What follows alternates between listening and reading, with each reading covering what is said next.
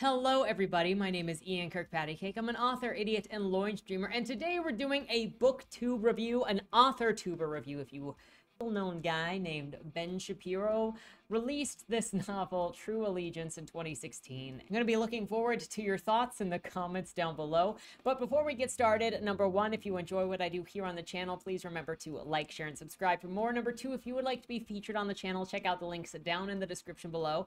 The number one way to be featured is through Lemoy, the monthly prompt writing contest, where I give you a prompt, you write a short story using that prompt, and on the first Monday video of the month, we bask in your creativity. On the second way to be featured is if you're an indie author and you have a book out or a book that is coming out. If you submit it to the Fresh Meat feature, the chapter will be read here on the channel to hopefully help more readers find your work, just casually scrolling, looking for something to listen to. And the third thing is, if you would like to check out any of my books, you can compare them to Ben Shapiro's choices. You can look at My Beautiful Men. Well, I mean, they're side characters in 2 and 3, but they are the main character in 0. But if you want to check out any of my books, you can get them at any of your favorite places to get books, including the local library upon request. Bodymore 0, which will be my most recent book, is coming out in October for anybody interested in knowing more about these fine gentlemen.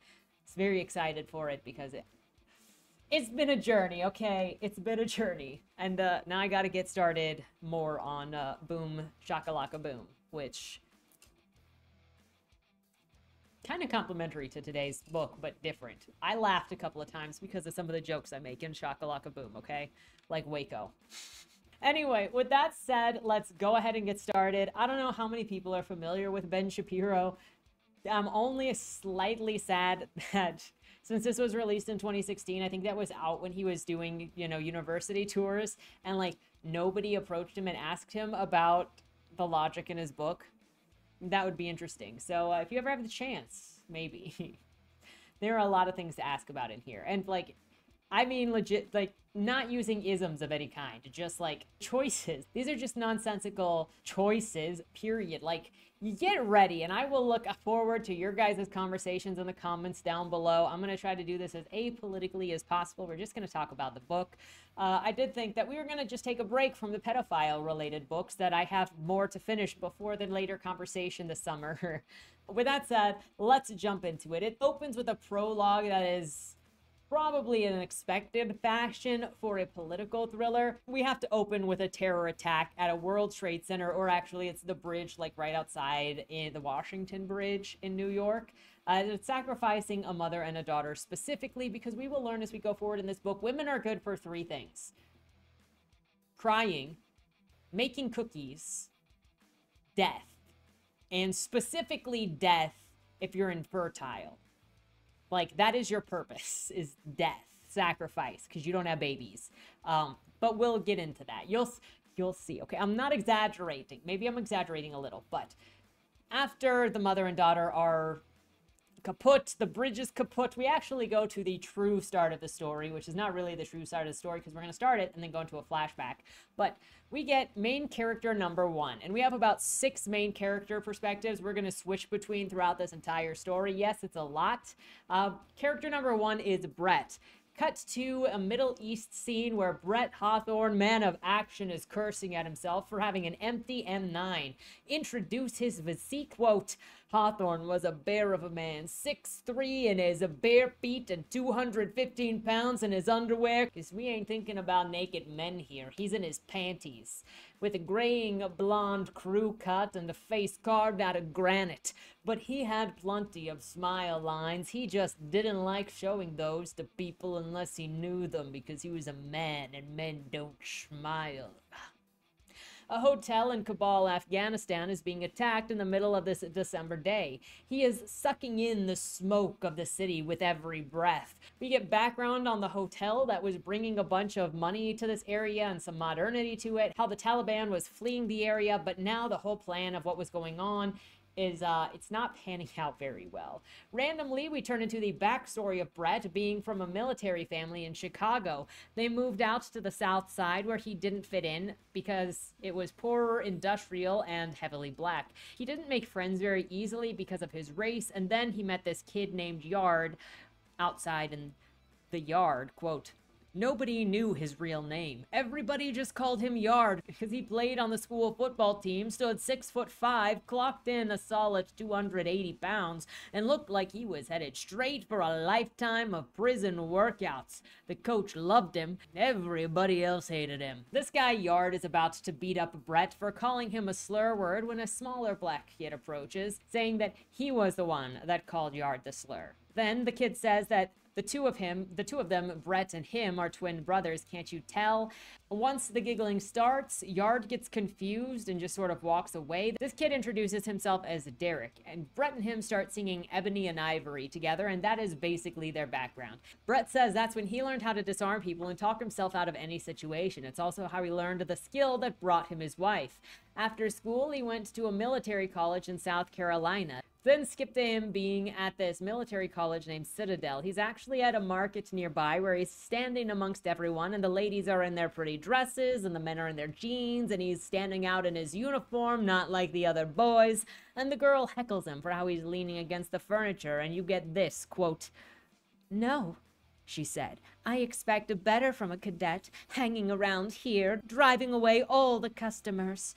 And what if I do drive them all away? What if I was the last man left on Earth standing right here at this shop?" He couldn't believe his mouth was moving this well, considering his tongue had turned to glue against his molars. "Would you let me do the honor of letting me take you for a walk along the pier?" He flashed what he hoped was the most charming smile.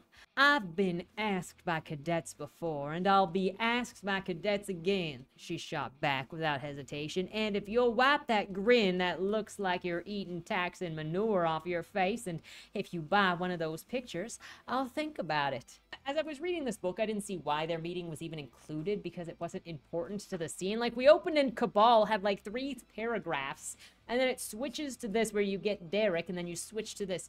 You don't need to introduce everything about like your character and everybody important in their life at the first moment that they're introduced. We can find that out later. But as you will learn, we really don't get a chance to see anything between Ellen and Brett, so this is its only way of showing you that they are married, because really they don't care about each other, and it wants to make you think that they care about each other so that it seems sad when she dies, but it's not. Anytime it mentions their marriage, it's trying too hard.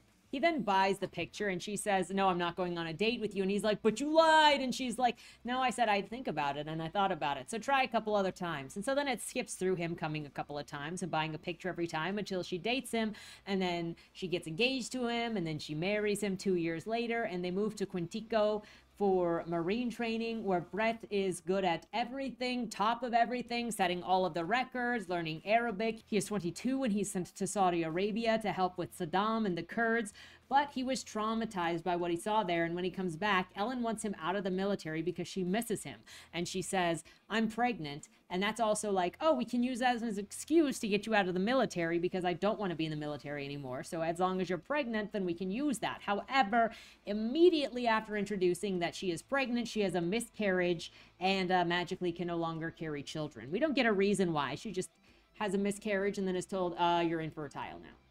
Makes you wonder why it was even necessary. So without the child, apparently Brett is in the running for husband of the year because the wife both just suffered losing the pregnancy and being told she's infertile. So what does Brett do? That's right. He throws himself back into the military to leave Ellen alone to deal with her grief on her own. Brett spends the next 10 years going everywhere, and his relationship with his wife is called off and on again without any explanation as to what that even means. And then we get, quote, "It'll be okay," she said. "It always is." "Okay," he grumbled half-heartedly, "but let's keep thinking about it."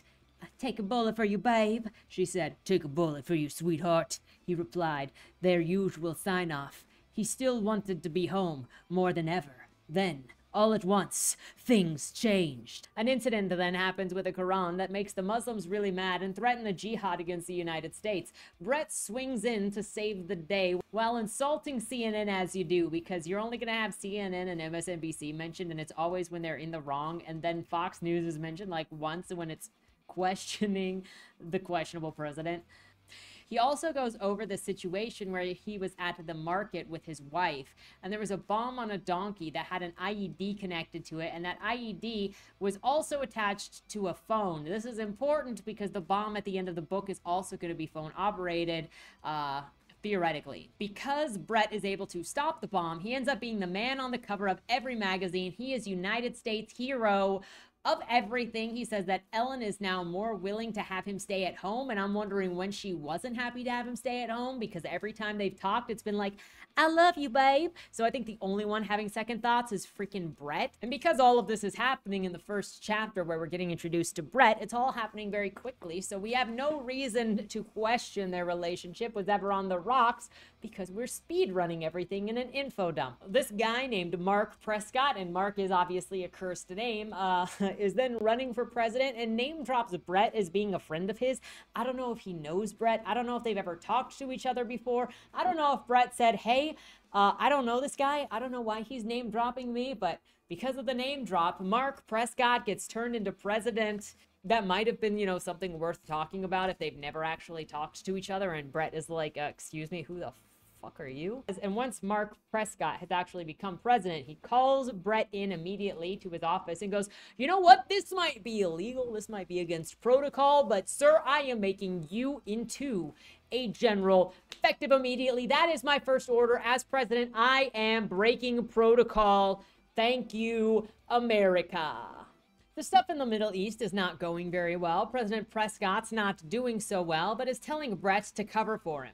But Brett refuses to make up stories for why people are dying and believes that it's his duty to be loyal to his country and not lie to his countrymen in order to cover for the president. The president needs to have his cheeks clapped on national television. That's what Brett's thinking. We're not getting much military action or we're not getting any military actions or punishment here though for Brett's insubordination. We're just getting, one, the president being angry, and two, the president starting rumors about Brett sleeping with somebody and sharing some paperwork with a reporter. So this reporter comes forward, says that Brett slept with her, and then said that he would leave his wife for her. The woman is crying on the front of every magazine. I don't know why this is such a big deal when at best it's an affair. Obviously at worst it's an unfettered lie that nobody checked.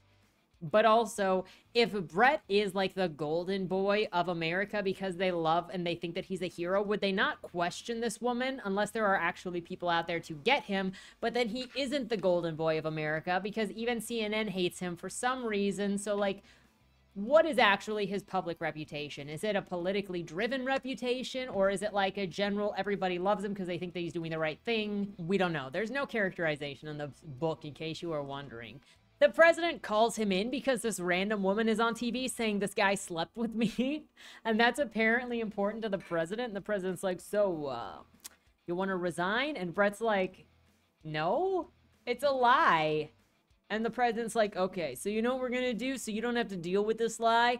We're going to freaking send you to the Middle East so that you can hide from the reporters that want to ask you questions. Has your wife asked you anything? And Brett's like, no, my wife didn't even question if I was cheating on her. He's like, good, let's send you to the Middle East. So as if sending somebody in the middle, if you're going to pretend that this is even a scandal, is sending this general in the middle of a scandal not kind of questionable?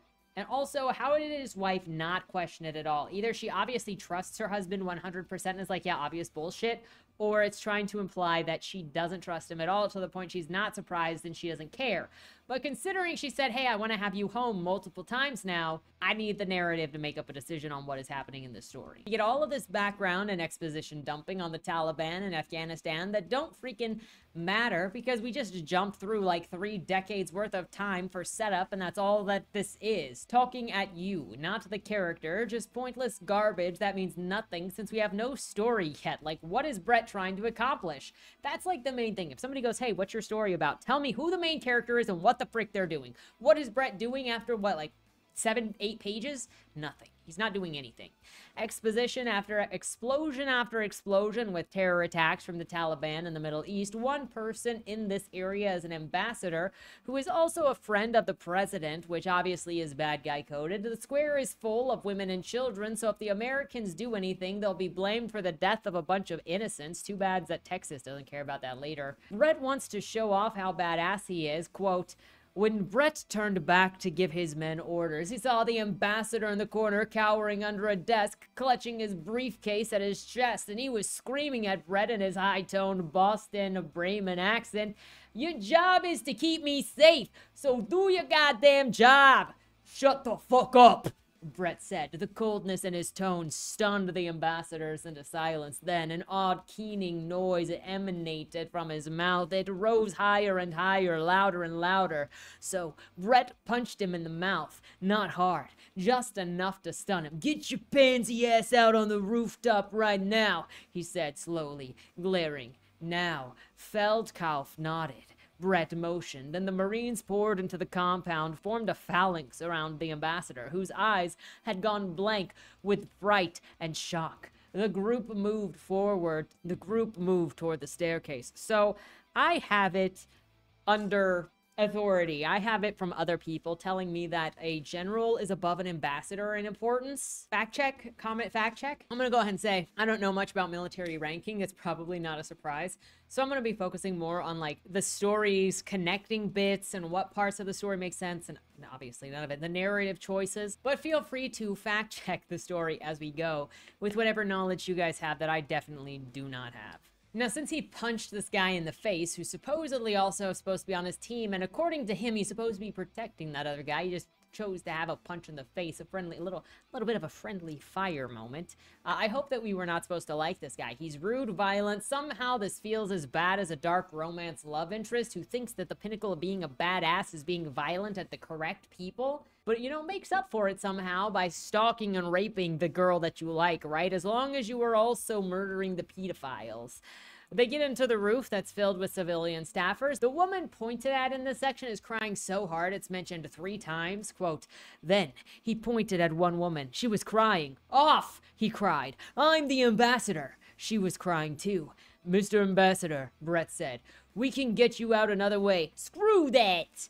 Feldkauf was nearly hysterical again. This is my helicopter and I'm getting on it and I'm in charge. The woman got off the helicopter, sobbing. Did you know? Crying, tears, sadness. And it was raining. That's sky tears. Emoting for the whammon. That's all that they do. Look. Tears, crying, cookies, and death, right? So if she stops crying and does not have cookies, can you guess what comes for her next? After she'd been kicked off of the chopper, if you guessed the next thing coming for her was not cookies, but a shot to the head, you got me, fam. Brett wants to murder the ambassador for getting this woman killed, as if they're not in a hot war zone right now. Well, yes, a civilian has died. You're telling me that Brett doesn't believe in his mission to protect the ambassador because that is what we were told the mission is? He also didn't double check that the roof was safe before leading the ambassador out there. He didn't check for he didn't check for weak points. He didn't check for snipers. He didn't check for anything. There is no safety precaution here, period, and he wants to blame the ambassador for the civilian getting killed. We then get a space here that tells us that we are switching scenes, and the only intro that we get is, quote, Brett heard the alarm go off. The compound had been breached. Obviously, this book doesn't care about anything. However, it also doesn't care about setting. So when it changes scenes, when it changes character focus, when it's trying to transition from one place to another, it does not ever actually establish where you are. It doesn't establish emotions. It doesn't establish anything. If you want to talk about show versus telling, this entire thing is almost all just telling you what's what, and exposition dumping, and not telling you where you are. The Taliban is now wherever Brett is, which it looks like the bottom of the helicopter building eventually. There's just the transition is really awkward. And they're blasting their old boombox, and he comments on their ancient iPods. Apparently they're not in enough distress from that lady dying or whatever, that he's like, They probably have a version 1. It's so tinny. He tells some of the men to go and stop the people downstairs while everyone else is to come with him. Then we get this description, quote, "One of Hawthorne's men, Suthers, a 21-year-old private, burst through the door and immediately took a bullet to the jaw. His helmet popped off like the top of a Pez dispenser, blood and brains pouring out on the floor." It looks like the author specifically enjoys the Quentin Tarantino style of blood gushing descriptions, because every time somebody gets shot, period, it's like 3 people are killed on the page. It's this very short, in this very short amount of time, it's a very similar description. Brett picks Suthers up and commands his troops back onto the roof. More bad prose, quote, "Then he sprinted back up the stairs, his sweat mixing with Suthers' blood, covering his face in ooze. He heard the sharp whiz of a bullet ping off the railing. He heard it sizzle as it approached, and then he heard it sink deep into Suthers' back with a sickening thunk. He bashed the second floor door open with his forearm, and he found 2 of his men lying on the carpet, bleeding profusely." I just have to share this egregious example so that you don't have to just believe me when I say the prose in this was really bad. They get to the roof again. Some random young soldier is up there and doesn't want to jump off the top of the roof because he has vertigo. So Brett just shoves him off of the roof unprepared, and he catches himself, rolls over, and just keeps running once he hits the ground. The Taliban has made it to the roof and they're shooting at them. So Brett jumps off of the roof, and despite that other guy being so afraid that he didn't jump, Brett, who was prepared to jump, breaks his arm, or like snaps his arm, dislocates his arm, and he gets shot at and gets a bullet in the arm by the Taliban. And he pretty much, I think he runs off into a nearby alleyway and passes out. Somehow also, even though he's won the general, 2 in an active war zone, 3, clearly there were a lot of soldiers in his troop that were right there with him on the rooftop. They jumped off and then they all just scattered like cockroaches in every single direction. And left Brett, their general, behind. A very valuable person here, right? But screw him. Then we switch over to President Prescott talking about not having the budget to do the actions that he wants in order to get elected again. Why does he want to get elected again? I don't know. The theory is because of power, but we don't see anything that he's actually doing with power. We don't see him making money. We don't see any motive beyond just this stereotypical guy of like, I want to ultra spend.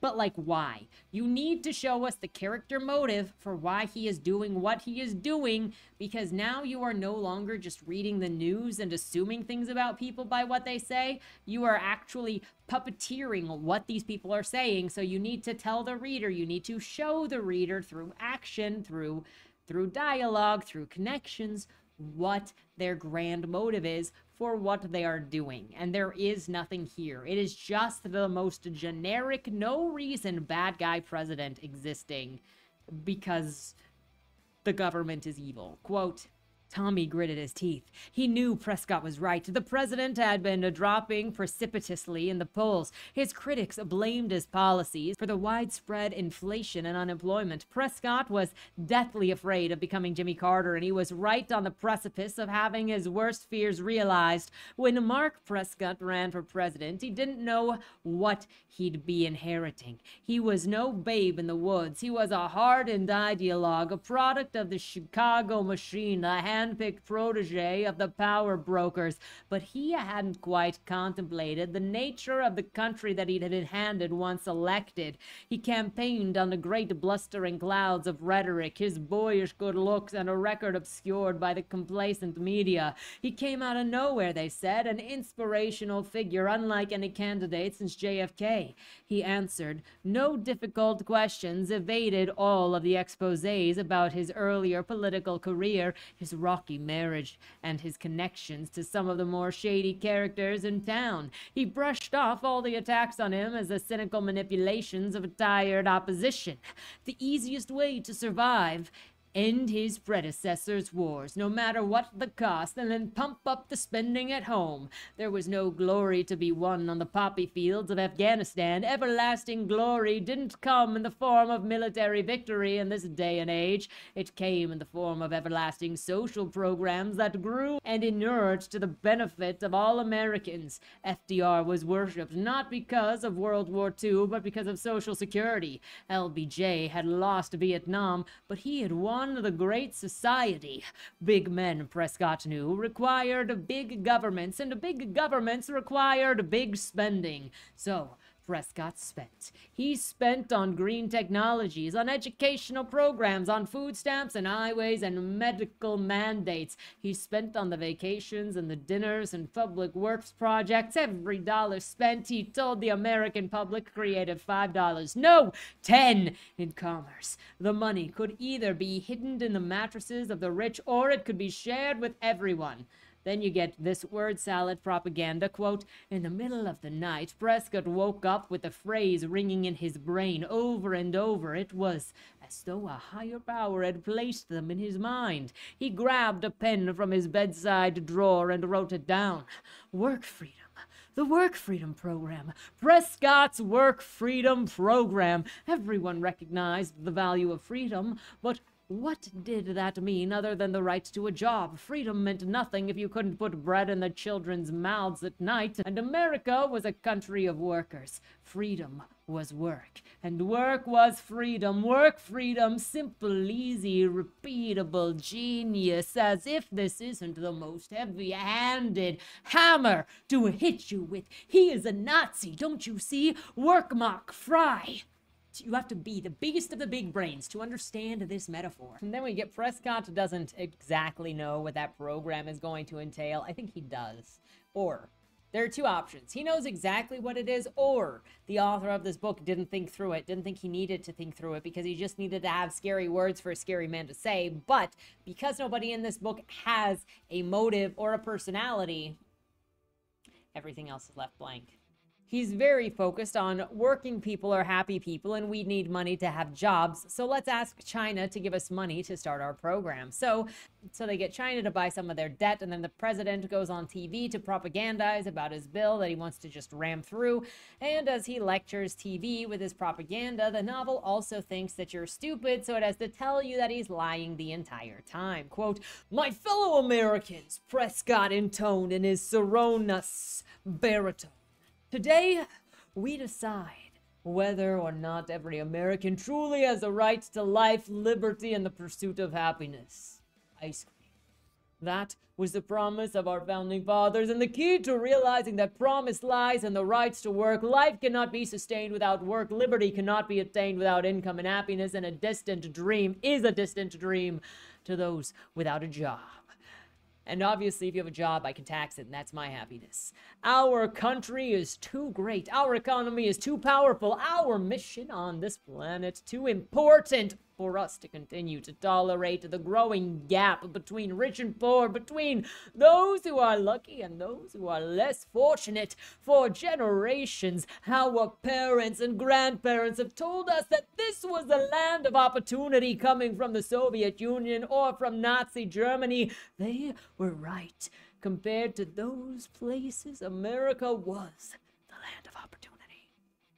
But that did not mean that the American opportunity was open to all. African Americans were denied work based on the color of their skin. Women were prevented from entering the workplace based on sexism. Minorities of all stripes were subject to discrimination at the hands of an unfeeling and uncaring majority. Prescott's lower lip trembled. His pain at such evil was palpable. We still live with this vestige of the system, a system that allowed some to exploit their privileged status, to bully the others, and to build their own wealth on the backs of those that could chain to low-paying jobs. A system that sucked workers dry and then tossed them to the ground in contempt. A system that assumed that some would prosper while others would succeed, that some people deserved to work while others did not, so we cut off their legs. Just me? Forget I said that. There are still those in Congress who advocate for such a system, who say that if we reject that system, we reject America. They would have us put against the wall, not metaphorically speaking. Prescott shook his head in disappointment and disbelief. Then he stared at the camera, determination in his eyes. That meant not blinking, as he'd learned while playing the Henry Fonda role in 12 Angry Men in high school. The critics and the cynics are wrong. That old system time has passed. We are better than that system. We are stronger than that system. Together, we can fix the imbalances that plagued our society. We can ensure that everyone in this country has equal opportunity. By ensuring that everyone has a right to work, the corporations must no longer line their own pockets and pad their own bank accounts at the expenses of the workers they refuse to hire. Our companies must no longer tell us that the free hand of the market will solve everything, or that handing money over to the rich will somehow trickle down to the less fortunate. We have seen the result of that philosophy firsthand. We have seen the skyrocketing unemployment, the fiscal mismanagement, the utter irresponsibility, and its fallout. We have seen what happens when the market is left to its own devices. We have seen the injustices and the wrongs that ensue. There is no such thing as a magical system that punishes wrongdoers and rewards those who do the right thing when it comes to economics. God granted us the power of free will and the power of free choice, which means busting a cap. God granted us the intellectual power to overcome inequality. All we have to do is to use that power to be our brother's keepers. Literally speaking. Sympathetic face, he said to himself. Clearly, you can't tell that he is lying. Almost his entire chapters are just speaking stuff at conferences or at some random person where it doesn't even matter because he's not accomplishing anything. So, like, these chapters don't mean anything. He's just ranting to be a straw man. And for me, as every time I read them, it felt like the author said, what opinions can I put in my opponent's mouth, my political opponent's mouth, without doing any work to create character, to create understanding, to create something plausible, to create compassion, to create believability, because creating a believable character obviously means that you agree with their beliefs because you've made them believable, right? That's the vibe that I get, which is why there's no effort put into this. The whole chapter is just a propaganda speech with no characterization except, did you get that? Did you get that? He's lying. Did you get that? Did you lie? He lying. Anyway, switch over to this woman named Soul Dad. Not sure where she is at first, though I assume that it's LA after it mentions smelting in the newspaper in the area, but it doesn't really tell you where she is. She is feeding soldiers chocolate chip cookies as they hold up her property, as they hold her hostage on her property. You're going to notice that this doesn't mean anything later once we get to current time, because we're going to get this set up and then get a flashback again for how we even got here. She is a cattle farmer of sorts on this farm that her father built, or her father-in-law built, a while ago with all of his money in his life. He died early, and she's trying to sustain it, but it's been difficult to sustain because they put through an environmental regulation to protect the smelts, which has made her unable to water her cattle. And so she's been losing money, so she had to fire everybody. She was getting ready to declare bankruptcy when she hired this guy named Emilio from Mexico, sponsored him, and brought his entire family over. Her friends were like, how could you do that? He's an illegal. And she's like, how can you be mad at him for being here? Wouldn't you jump the border too if you were on the other side? Gosh, the only person he's taking money from is me, and that's because I'm paying him. Emilio has a small family with a son, and the son gets beat up at school because the gang there tries to make him join the gang, and when he says no, they manslaughter him. There's no further information on that. We don't know if the kids got busted for anything at all. It doesn't seem to matter.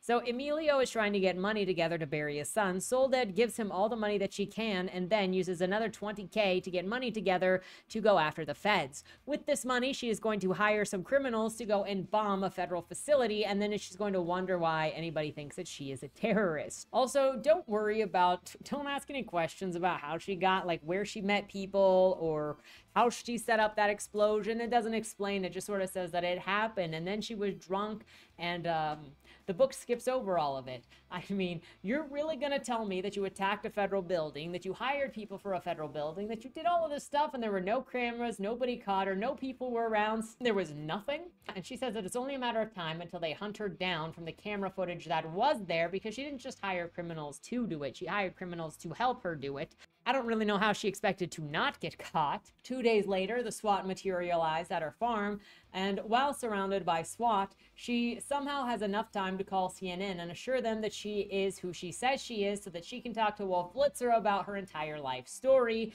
Everyone on TV is saying that it's going to be like Waco. This is going to be another Waco. Meanwhile, she is doing nothing. SWAT makes no moves on the location, but they cut the power and the water. The next morning, she's pretty sure that they are going to come in. She brings cookies out to them and notes that there are actually militia standing off with the SWAT. Over what? Where'd this militia come from? Are they friends of hers? I don't think so. I think they're just random people who hate the feds, so they decided to come and fight the feds, to stand off with the feds for whatever they're doing, because she doesn't seem to know them. And she realizes that this is why they haven't moved in yet, and the feds are very afraid of these random bikers. And they are bikers. It will clarify later. Switch over to the next character perspective, which is Levon in Detroit. This section opens with, quote, "Detroit was a shithole, but it was his shithole." We're going to get an exposition dump, number 4, opening with how poor it is, how he runs a barber shop on the poor side, and also runs a local gang. Most of his clients are older men who know where dead bodies lie, and Levin also sells drugs and runs a protection racket in the area. A local community leader comes in and talks to Levon about the cousin of his who is causing trouble. What kind of trouble is his cousin causing? Don't know, doesn't matter. It's just a vague setup to infer more criminality and threat going on that doesn't actually mean anything or result in anything. Then this guy named Jim Crawford comes in, and Levon tells him, "I want in." And he is like, "I got no jobs." And Levon is like, "Well, you better freaking make some of those jobs or else your cousin is going to be in trouble." And I thought Jim came in because his cousin was already in trouble. This conversation doesn't really make a whole lot of sense, and that is, it doesn't even know what it's trying to do because it's also being vague. And again, it's another situation where it doesn't feel like the author thought through what these characters want, what they're doing, who they are, where they're coming from. It's just like wanting to make a vague reference. Quote, "What can you do for me? I don't run rackets on our own people."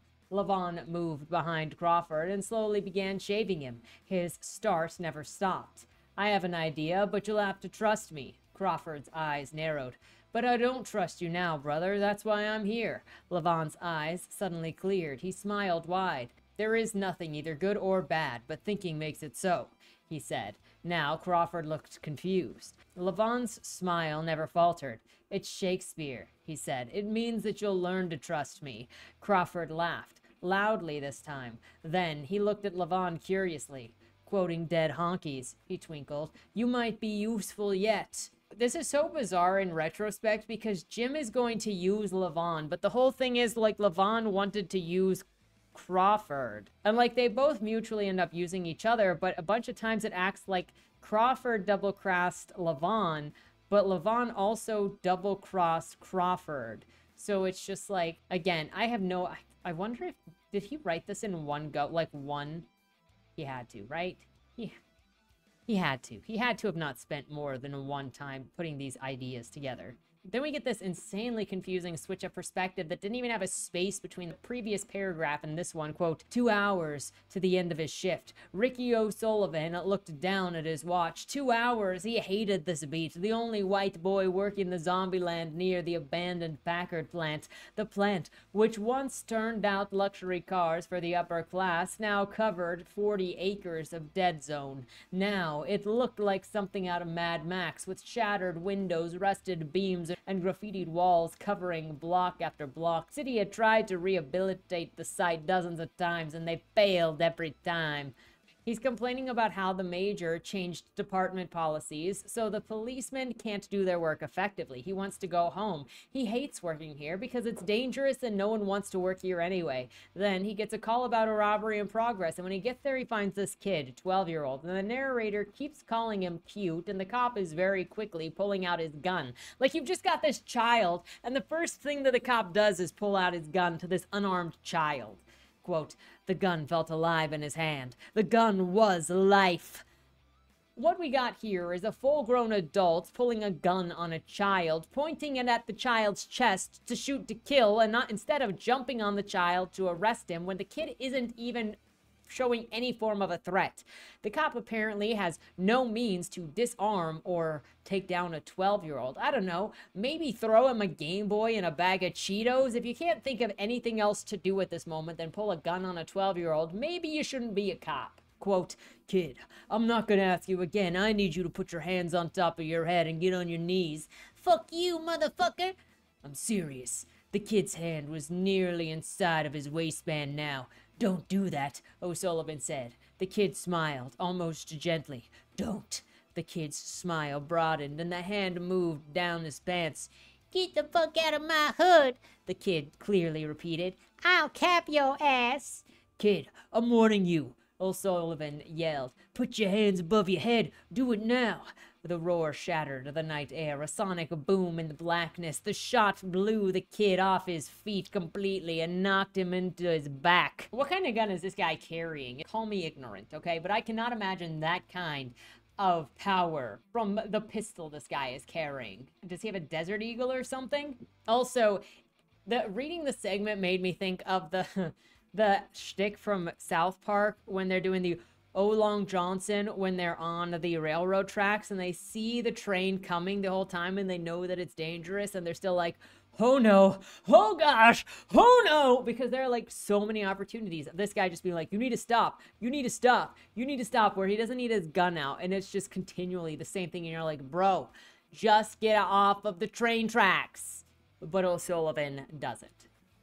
And then he's surprised that the kid is bleeding on the ground, approaches, freaked out, and is still pointing the gun at the child, by the way. Turns out that the child had a toy gun in his hand, and the neighborhood is gathering now from the sound, and Ricky sits down on the sidewalk and sobs on himself. Switch over to Ellen, BT dubs. We're about a quarter of the way through the book at this point, and we have only had one-off characters introduced so far, with no distinct plot line, and no motivations for any of them.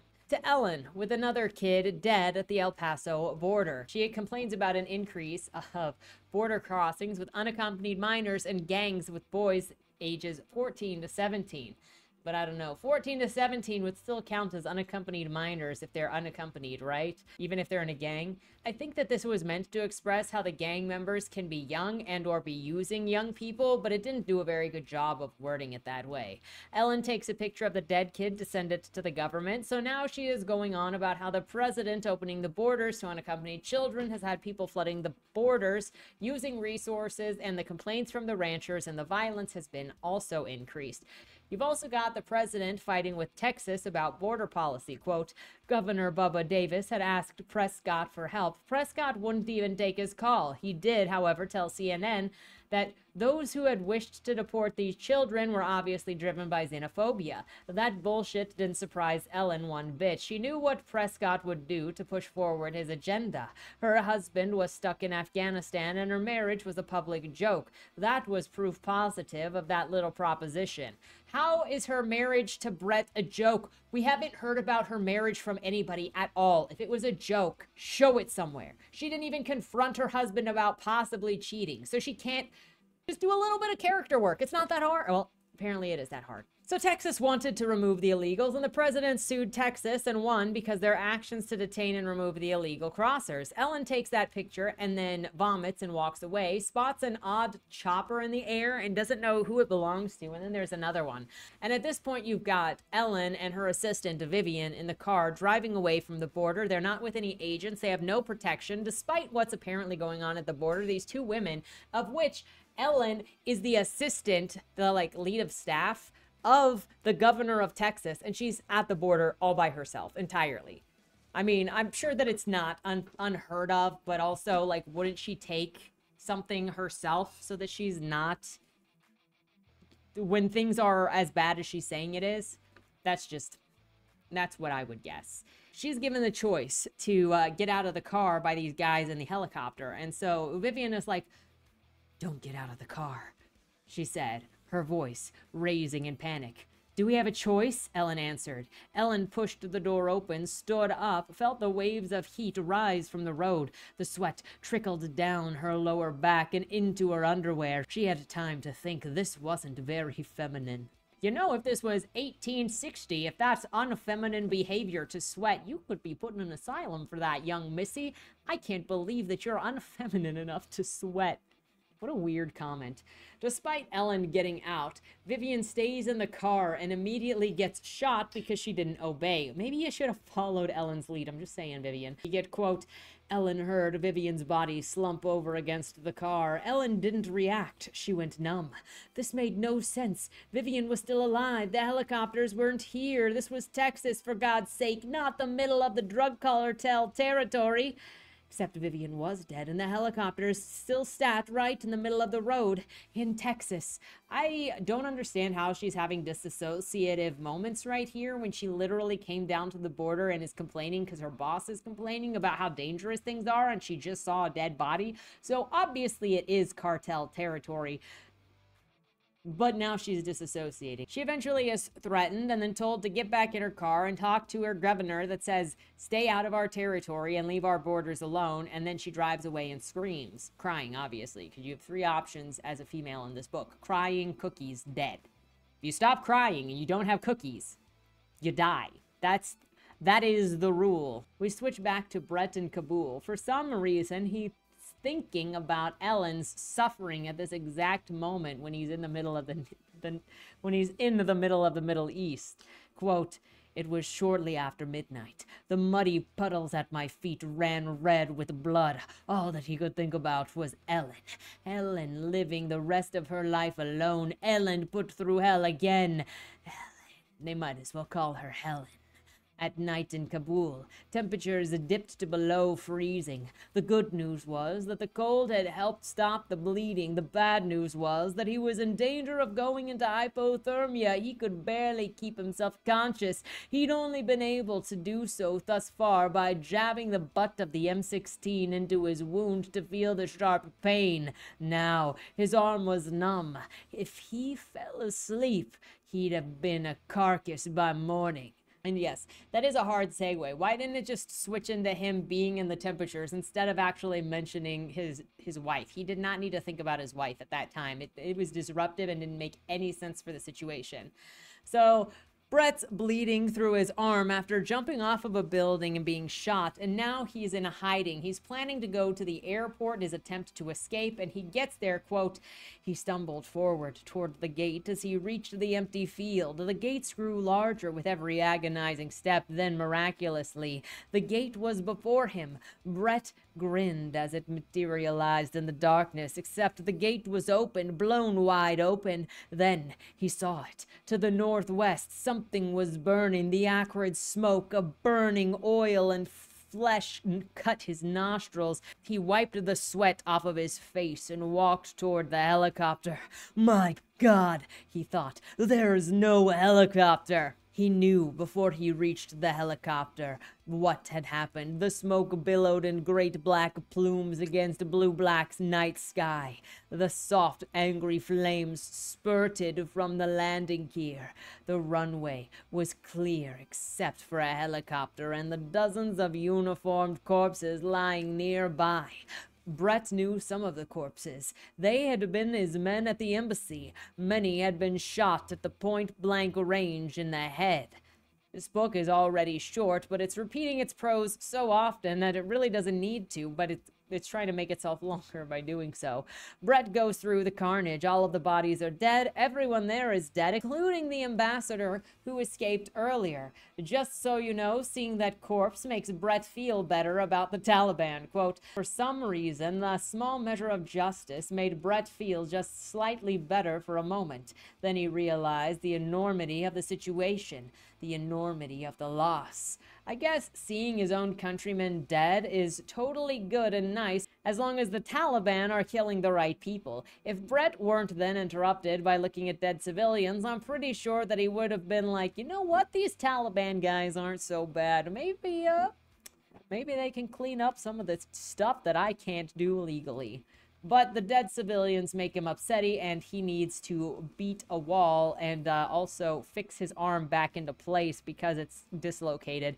And he's going to do that by punching a wall. Quote, Brett backed himself up until he was about 2 feet from one of the walls. Then he gripped his upper arm tightly, took a deep breath, and smashed his hand against the wall. The pain shot up his arm like a thunderbolt, making him gasp. Involuntarily, he screamed. Before he could think about it again, he smashed his hand into the wall again. This time, he heard the arm crack back into place. He lay back on the floor, his chest heaving, his stomach cold with sweat, tears of pain in his eyes. So first we have the magically infertile woman, and now we have bone setting by smashing fist into wall, no broken fingers. And I wonder if there's a doctor or any research that this author did on this situation to make this sound legitimate. Like, is this legitimate? Brett is then going to do a makeshift splint, and he also opens the ambassador's briefcase by guessing the code immediately, which is thus just the numbers associated with the letters of the man's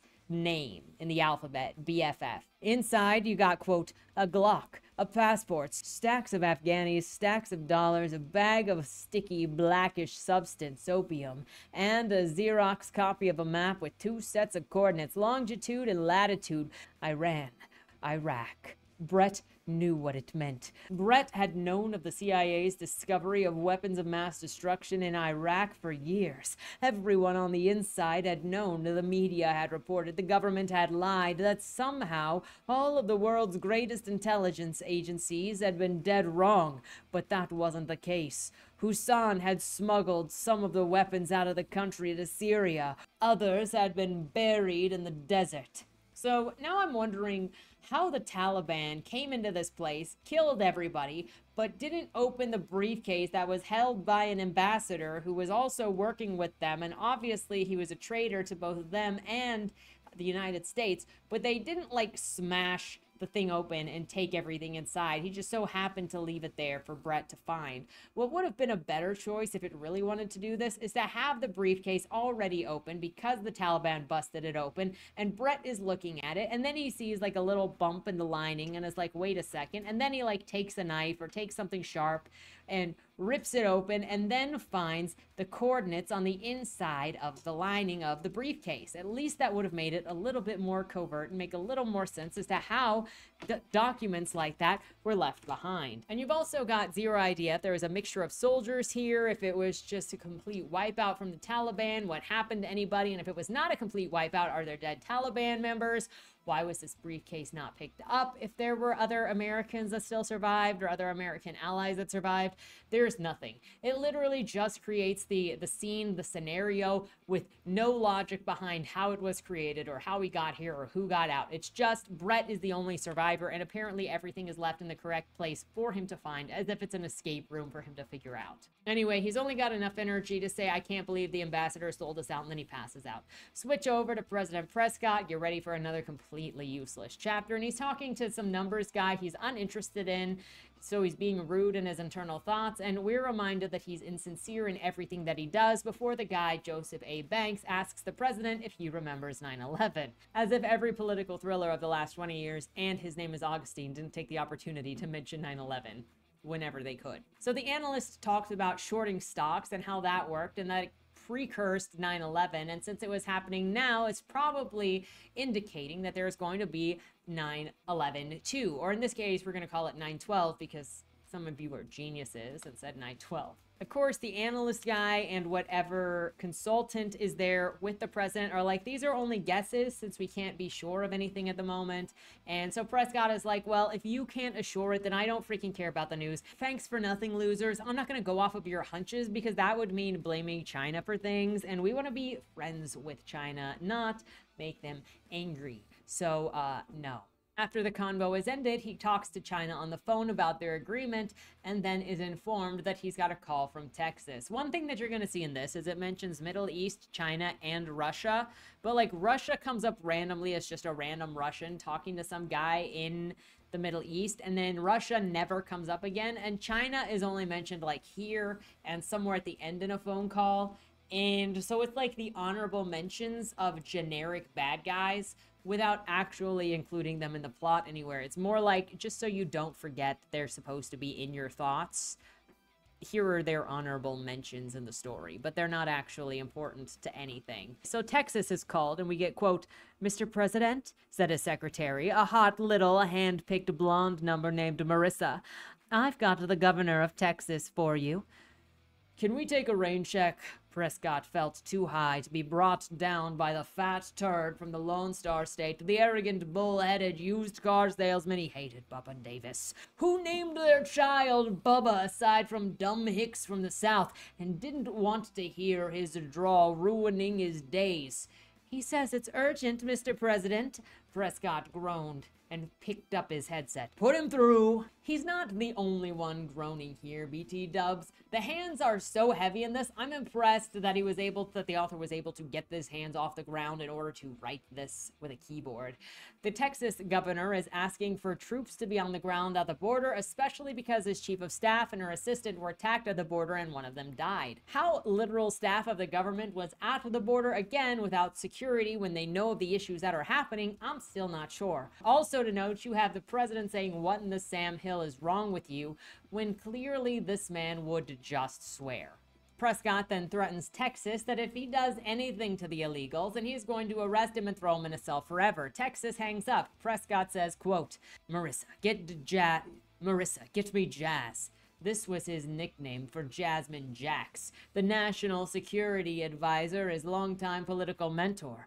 He could hear her sexy fingers manipulating the phone. "She's in the Situation Room, Mr. President, and she says that you might want to get down there. Something about Brett Hawthorne." So two things. We got Jasmine Jax, who is never going to come up again, BT dubs. But also, the level of thought put into these character names, because you also have a random person that shows up in Texas, just his head, by the way, because it was beheaded, named Jeff Jeffitz. He's basically Jeff. So you got Jazz and Jeff. I swear, this was written one time through, and this character didn't even need to be mentioned. Doesn't come up, doesn't affect the story. This scene doesn't affect anything, period, except to be like, "Let me show you how evil the president is." Switch over to Ellen, and she's looking at how skinny Brett is on TV, held captive with a knife to his throat. She touches his face on the screen and cries, and returns to work as usual since she can't do anything. Clearly, she is safe from death because she has spread the tears of sacrifice, so she is not going to die yet. Quote, "When she arrived at the Capitol, she made straight for the governor's office. The halls were thronged with angry Texans, and angry Texans were anything but subtle. Some carried signs tacked to wooden planks. 'Close the border, enough is enough. Protect your people.' She edged her way past one burly linebacker of a man wearing a cowboy hat and a gun, which was perfectly legal in the state. That was a reason enough for Ellen to love the Lone Star State. There wouldn't be any random shootings in this Capitol building anytime soon, even if the media made it seem as though every civilian with a gun represented a threat to the public safety. For every nut with a gun, she knew that there were 10 willing to put him down." Also, quote, "After a stint in Vietnam back in the late 1960s, Davis, a big bear of a man, burly and fun-loving, had come home without a job. He'd finally gotten one rigging on an oil field." I would just like to say this is the second mention of men being bears in this book. Brett was also a bear, and don't tell me that women are the only one that like bears in the woods. We get more descriptions of how the governor of Texas is a great guy and how he won his election and how different he is from the president. Quote, "He hesitated until the local state's assemblymen began calling for new environmental reviews of all drilling. The way Bubba figured, he had no choice. His livelihood and the livelihood of his workers was at stake. He ran, he won, and he kept on winning. Turned out that his blunt nature and a blustery personality worked great. His first campaign slogan, "Don't let 'em a hornswoggle ya." In his opening campaign speech, he named the 3 top environmental officers in the state and read off how much they'd received from lobbyists from the environmentalists and how much those environmentalist groups received from global competitors, like the Saudi government. Bubba Davis played politics like he played football. He pushed the line. The press called it swagger. He just called it the Texas way. Just as he was hanging up on someone telling him that they can go and fuck themselves, Ellen walks in and he gives her a bear hug. Again, coded language. Was he predicting the bear debate years in advance? Women can't choose between a bear and a man if the bear is a man, right? Got him. Ellen then asks the governor what he's going to do, and Bubba's like, "I'm gonna put soldiers on the border. Damn what the president says. I'm not going to any more dang funerals." And I knew Vivian too. Ellen, "I have a right to do this." And then Ellen takes a chance to bring up Waco again. Quote, "No, it won't. Not if you do this. It'll just be one among many. Do you think that Prescott is bluffing? It's just what he wants. He wants another Waco, and even better, a Waco created by one of his chief political opponents. Who do you think will stand with you? The media? They're in his pocket. Even your own allies will desert you. They'll call you a secessionist, a rebel. They'll string you up, and you know it. Your allies are your allies right up until they are not."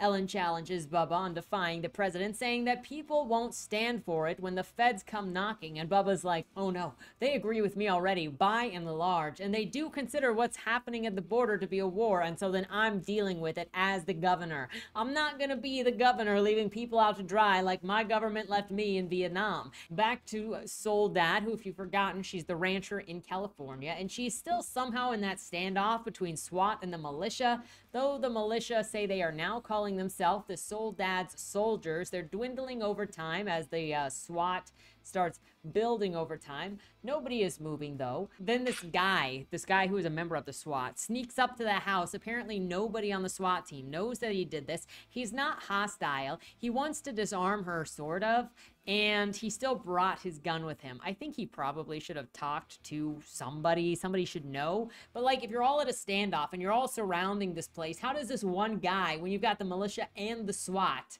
just sneak up to the door with nobody noticing?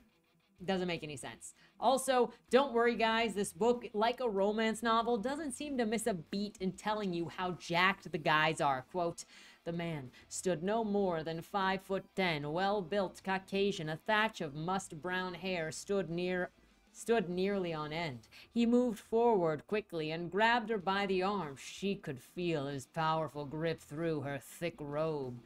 This handsome devil has come to warn her that tonight they're planning to actually move in and take action because the numbers of militia have actually gone out enough that the SWAT feel comfortable in doing this. So she needs to bounce the heck out of here. Fortunately, he came to her just in time, right before one of his buddies throws something in the window, and he's like, "Oh shit, we need to go." And so he grabs the thing and throws it back out, and the guy outside is like, "Bro, is Aiden? Is that you? Are you in there, Aiden?" I forgot to mention, there was also a moment where she asked his name, and he said his name was Aiden Foster, and she's like, "You ready to be a traitor, Aiden?" And he's like, and she's like, "Well, we might as well split a cookie on that." So he's betraying his post. He's betraying his job. Whether you think he's justified in doing it or not, he's still doing it. And he's like, "Haven't really thought about it. Just kind of a no-brainer." Is Soledad just that hot? A little bit more information about how she continued to take care of her husband's dad's farm. It was poor when she was growing up, and she put her entire life into it, even though I'm pretty sure previously it said that it was the previous owner who put his life into it, which is why he died when he was 52. But she's put her entire life into it too, past the maximum age of having a family, because apparently there's a time when you age out of having a family, and so then this is all that she has. Quote, "This ranch was her family. By the time she realized that she was too old to have a family, she'd spent decades building up this patch of land." It might have meant that she couldn't have her own children, but it's not that she couldn't have a family. Unless, you know, it does mean that, oh, she's infertile now, which means she got two options. Keep the cookies coming or cry. or die. Anyway, Soledad is packing her bag, regretting having to leave everything behind when something flies through the window. This is when Aiden grabs it, throws it back out. His buddy is like, bro, is that you? And he's like, oh shit, we need to get on the ground. And then as soon as they get on the ground, they're just like bullets flying through the house, breaking the roof down. There's a helicopter out there just shooting down into the house, razing the place. But they are totally fine, BT dubs, because they are on the ground, crawling on the ground. That is the safety of everything. They cannot be freaking destroyed. Soledad is crying, which is why she is not going to die. She doesn't have cookies now. She had cookies in the last scene, but the reason she's not going to die is because she is now crying the ceremonial sacrificial tears. So once the like rain of bullets finishes, they get out of the house, and then you've got the like bikers that see that the feds had moved in on this house. So the bikers start attacking the feds, and then like the chopper gets blown down, and then it catches on fire and explodes, and then it catches some of the bikers on fire who are now just bodies of fire and ash, and the feds are also fighting and dying. People both are fighting and dying, and more bikers are coming in. Some of the feds are getting chopped up by the blades, and then I give you this prose. They screamed, rolled around on the ground, cried out for their mothers. Their comrades ran to them, tried to beat out the flames with the nearest available cloth, tried to kick dirt onto them to put them out. She looked at Foster, horror-stricken. His eyes were filled with tears. What the hell happened? She whispered. He looked away. They didn't have to take this on. They could have said no. I did. Sometimes you just gotta make a choice. He grabbed her by the arm and pointed toward the edge of the house where 4 motorcycles skidded to a hard stop. Soledad pushed herself forward, trying desperately to block out the screaming. The gunfire continued near the helicopter site as a few of the bikers fired on those trying to help their wounded friends. You've got to stop them. You've got to stop them, she told Foster. Make it stop. I can't, Foster said. It's too late. You know that. Foster bodily picked her up and put her on a motorcycle behind one of the militiamen. She clung to the leather jacket as he twisted the throttle and peeled out again, spinning his wheels before they caught hard on the ground, the bike leaping forward. Foster followed on his own motorcycle. Don't look back, Soledad whispered to herself. Don't look back. They flee while bikers burn and die alongside the feds. A mini rant here, but why do people get obsessed with using the word bodily where it's not needed? He picked her up bodily. You mean like he just picked up her whole body? I'm pretty sure we can figure that out without bodily. Just people use the word bodily, and almost every single time I'm like, not necessary. This is redundant. And in some cases, redundant, if you know what I mean. So Levon in Detroit comes in hot with a bad description. Quote, Levon felt the air around him crackle with energy. It was something that he had felt before, just before a fight. The switch that went off in the brain that notched the senses higher, made him more sensitive. The adrenaline flowing through the veins, the feeling that you had burst from the inside out if the fight didn't commence right and quick. This felt like those fights multiplied exponentially, that because Levon knew that he wasn't alone this time. It wasn't him taking on some gang rival or him debating some white Republican club sucker at the U. This was going to be flames and blood and struggle and power. This was gonna be death and mayhem and hope and glory. This was gonna be fucking big. All Levon needed was the cue. The cue was the news coverage of the shooting of the kid, because apparently Levon gave that kid $20 to go and harass a cop, hoping that the kid would get shot and things would pop off. So it was real, but it was also set up to start something. The president says that it's time for a conversation about race, and he's going to oversee the changes in Detroit. Levon and the crowd of black men have gathered around a statue in Detroit that's a Norwegian guy. There are also 100 unarmed cops hanging around. Levon internally monologues about how he's going to make things violent to get the media attention, and repeating conspiracy language to himself. Quote, a bit of blood made a story hot. The way the media worked, the only way they'd pay attention was if somebody did something extreme, and then they'd defend the action, blame it on overriding anger at an unfair society. Levon knew a few of the journalists from U of M. They'd done the same thing back in their university days, made them feel good about themselves, less ensconced in white privilege. privilege. He starts lecturing about how they need justice and how if there's no justice, they're gonna have revenge. And then there's, quote, the sexy blonde with the short skirt seemed turned on at that point. Breathlessly, she asked, And what would justice look like? So we've got this bear of a man and the sexy blondes as the phenotypes in this book. And then you get this bizarre statement. So he threw in a line just for good measure. Justice would be done when people like you live in the mud that you've made for us. Only then can we lift each other up.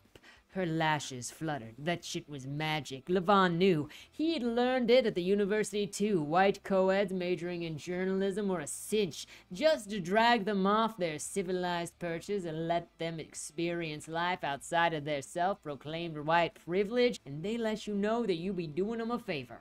Press conference promises justice, and Levon pushes aggressively that there is no justice. Immediately, this escalates into violence, quote, flames everywhere, flying towards the officers, canisters of tear gas, smoke filling the streets, Levon screaming, his men ducking, throwing stones, charging towards the officers, random gunshots in the crowd, media members jabbering madly into their microphones, ducking, playing war correspondents, punches thrown, punches received, men lying on the ground, bleeding.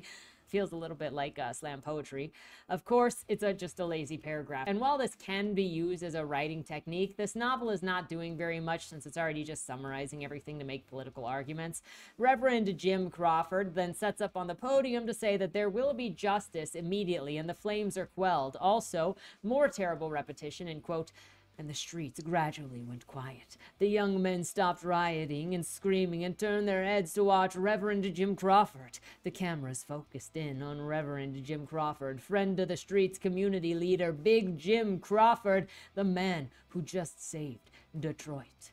Switch to another new character named Muhammad. Is this the only time where Muhammad gets his own perspective? There's a brief speech recorded against the infidels, a little exposition given about the kid helping Muhammad make the video, because every time a character is introduced, you get a freaking exposition dump. A call with a Russian mentioned that says yes, and it's happening now. No context, just a desire to bring up the Russians, it feels like. It feels like a fetish for a hate boner, but just like he has a fetish for Texas and the other direction. And then you got Mohammed sitting in a non-Iranian Western-style cafe where people apparently go to talk about undermining countries, and he is waiting for some guy named Andre while complaining about the music, which is Hit Me Baby One More Time, and he doesn't know what that means. As Mohammed waits, he's also thinking about all of the people that he hates. Quote, Mohammed looked down at his cheap Casio watch. Andre was already 20 minutes late. Wild thoughts ran through Mohammed's head. Had Andre been followed by the Americans? Had he been taken out of play by the Israelis? What if every minute he stayed here, the Zionists were drawing closer? He had heard the stories about the Jewish devils, about how they had blown the heads off the nuclear scientists with their hardest bombs, and how their computer specialists had stifled the Iranian nuclear program. If they knew what he was planning, the sons of pigs and monkeys would surely take him out of play. Andre finally shows up. Mohammed wants to get down to business, but Andre, the Russian, is enjoying his pastries and says, calm down, bro. We have time to get to this. Just chillax. They'll get to it when they're good and ready. Nothing happens in the scene, and after they finish eating, they leave the restaurant without discussing anything. Mohammed wishes Andre good luck after dropping him off at the market, and then the taxi takes him to the airport. Andre never comes up again. I don't freaking know if I missed it or what, but I don't know if he did anything in this story. There is also no actual conflict or momentum or tension, because there is nothing actively happening. And you'd be like, but what about the war? But what about what Muhammad is doing? But what about the race war in Detroit? But it's not actually building towards anything. It's just throwing things at you. So it's not like characters aren't trying to create something. We talked about this last week with Bringer of Light, where it's not a character-driven story or a plot-driven story. It's not trying to accomplish anything. It just exists to throw ideas at you. In this case, political ideas that are from his talk show that also let this author just put ideas in front of you in the way that he would like them portrayed. And it doesn't help that this author has talked about how he believes that media is specifically for the purpose of programming people what to think. So if you put stuff in fiction, then it's the belief in general that this is how I have understood the argument. So feel free if you know better than me. But it's like, if you put this in media, then people will accept it as the truth. And so then you're writing specific fiction in order to trick the public into thinking this is what happened, so you can rewrite history based on your fan fiction. We switch now over to Brett in Iran. Brett is a captive to this Iranian man named Ashami, who tells Brett that he is going to lose. You get this monologue. Finally, Brett spoke. America doesn't lose. We just convince ourselves not to win. You're the ones who will lose. We don't have to tape beheadings to frighten people into joining us. Ashami, to Brett's surprise, laughed uproariously, clapped his hands in delight. Oh, you Americans, you don't understand at all. You're delightfully out of touch. I mean, delightfully, until you start dropping incendiaries on our children. You spend your lives fat and happy, eating at McDonald's, imagining yourselves superior because you have clean shopping malls and manicured front lawns. But while you sleep, while you watch your reality television, your children abandon you. No matter how many Patriot missiles you send against us, no matter how many American troops we have to bury in the sand. You see, we offer something you do not, a reason to die. We do not frighten anyone. You do the frightening because, you see, people are not frightened to die or to be killed deep down. Deep down, they are afraid of dying without the death meaning anything. They are afraid that they will die and that the life of playing Xbox or watching your American movies and eating your American foods and worshiping themselves will end them in the ground and their lives forgotten. Of course, they are right. Their lives are meaningless. I'm getting flashbacks to all of the books that I've read this year that talk about what gives meaning or purpose, period. And also, everything in this is so heavy-handed and mean. Like, whatever. I get well enough in war, you're going to dehumanize your enemy. But what I see in these interactions is just an author who doesn't have any understanding of how people think. There is no nuance. There is no deeper understanding of the belief because it doesn't really understand what people live for or how people live. After Brett says that he'll kill bastards like Ashami, he's taken off to his cell, where he is then woken up in the middle of the night. Somehow he knows exactly where he is, the coordinates-wise, despite having been bound and blinded and also passed out during all of this movement.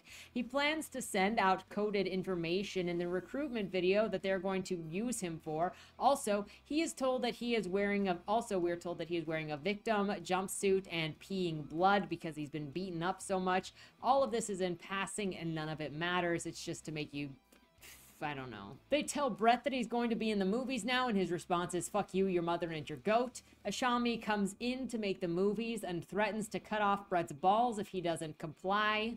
As you know, ball threats are common on this channel right now. We got Fourth Wing constantly threatening the balls of Jack Barlow. Maybe Barlow and Parapatina can trade tips. And then you get, quote, now I'm afraid we don't have much time. Let me be perfectly clear. You will cooperate. If you say anything we do not wish you to say, I will personally cut off your testicles. If you do anything we do not wish you to do, I will cut off your testicles and then I will slash your throat after letting you bleed. Brett grunted. You make a convincing argument. I have to admit, I am somewhat surprised at your reasonableness. I'm already going to be killed, I assume. There's no reason to lose my balls in the bargain. There's a missed opportunity here when he's going to cut off the balls before killing Brett, when he could have cut off the balls, shoved them in Brett's mouth, and then killed Brett. Probably more effective. Skip through the shooting of the movie, and Ashami is now offering Brett a Quran while Brett responds with, shove it up your ass. Not to mock the situation, but Brett has no chill, apparently. Also, probably getting no sleep, no food. His arm was pulled off at a point that he had to push it back in place and then was going to put a splint on it, and he was shot, and he's been bleeding, and he's been beat up and peeing blood. None of this has apparently affected his energy or vitality or his focus, period. And then Brett is taken back to his cell and he thinks about his wife, Ellen. Let me get this, quote, Brett lay back against the stone wall on his thin mattress, thinking of Ellen. He tried to remember her face, the softness of her eyes. He tried to recall the feel of her body, every line of it silhouetted. He found himself crying for himself for a bit, mostly for her, for the child that they had never been able to have. Then, slowly, he did something that he had not done for years. He got down on his knees and prayed. So, like, we're 50% of the way through this book, and almost none of this matters. He has no relationship with Ellen that we've seen. The child was brought up once. They didn't go to other doctors to see why she was infertile, or if that was just like, oh, the baby was lost and you misinterpreted what I said. The relationship is said to be on and off, but Ellen always seems to be there. He doesn't communicate with his wife, period. And there's no ground for this relationship at all anyway. Authors can't shortcut readers into caring about their characters by using traumatic situations. And that's what it feels like is being used here. It's poor manipulation to put bad situations in a book that if you critique, someone is going to go, oh, but you're so heartless to say that. Isn't it terrible? No, this is terrible, and you're just a lazy writer who wants to throw trauma in people's faces and then hide behind it as a shield for your inability to develop a character or tell a compelling story. Trauma alone isn't compelling. Him suddenly praying, we don't have any reason to think that he is religious, that he's been away from religion, that he's turned his back on religion, or for why he would turn to this, period. And then we get a whole page of him praying. Getting on his knees, we suddenly go into paragraphs of this prayer. Quote, "Dear Lord," he whispered in the dark, thick with stenches of feces and urine, oppressive with the smell of sweat. I feel like urine and feces is more oppressive than sweat. But, I mean, BL can be bad, but, like, you've been in a porta potty? I know I haven't spoken to you for a while, but I need you to know I may never forgive you for what you did to Ellen, why you took our baby from us. They say that you have a logic all your own, and I reckon that's the case, since I sure as hell can't understand you or the things that you do, and I know that I've tried to do the right thing as I see it, and I haven't broken too many lessons I've learned on Sunday school, and you know better than anybody, but I've never been one for prayer. I've always thought that some people treat you like a gumball machine, like if they pray just the right way and say the right things that you'll give them what they want, when the whole world is about something bigger than what any of us want. And I hope that I've done at least a few things the way you want. But now I'm not praying for myself. I'm praying for Ellen, because after this, she's gonna be alone, Lord, and I just want her to be happy. You took her children away from her. Maybe I took myself away from her, but however it worked out, now she'll be on her own. Please let her find someone else. Please let her be happy for once in her life. Please let my sweetheart go on with her life. Let her understand what I've done and why I've done it. Thank you, Lord, in advance. Amen. And, you know, in retrospect, it feels like he's praying for himself, because it's going to be the opposite of that, where she dies and then he's alone. Additionally, this prayer is stupid for a few reasons. 1, never saw a relationship build. 2, he is very religious based on this. 3, the baby issue is not something that has come up more than once, and it's like one miscarriage and then randomly she's infertile and we never investigated that any further. Does this book know how common miscarriages are? 30%? 4, let Ellen be happy for once in her life. So, like, she has never been happy since she married him, and he's stuck with her and he's done nothing to make her feel better. He abandoned her continuously, and he's still like, you know what? I care. 5, the gumball machine is a stupid analogy because it didn't do it right. It means put money in and then twist the knob and then you get a prayer. So that'd be closer to be like, go to church, pay tithe, and then you get stuff and you just get to ask. That would be better than trying to do something specific. And then why didn't he leave her and pray that she found someone better like 20 years ago when he abandoned her after her miscarriage? Like, it's so dumb. It puts Brett into his own coma. He passes out right after he's prayed. Switch over to President Prescott, and he's sitting in his office having watched the prisoner video of Brett, where he blinked Quote, Hawthorne had been blinking in Morse code. It was an old trick one Hawthorne must have picked up from Jeremiah Denton, a Vietnam War-era POW. Denton, forced to tape interviews by his North Vietnamese captors, had blinked out the message torture repeatedly in Morse code, giving the first evidence that American enemies in Vietnam weren't hippie-loving flower power communists the campus lefties preached about. The trick must have escaped Ashami, intelligence figured. How would he know Morse code in the age of text messages and cell phones? And Ashami had put out the propaganda tape too early to fully vet it. So Morse code and blinking, and everybody is dumb of it, except for these guys that said airstrike now and then gave the coordinates. I hope you didn't get any of those coordinates wrong.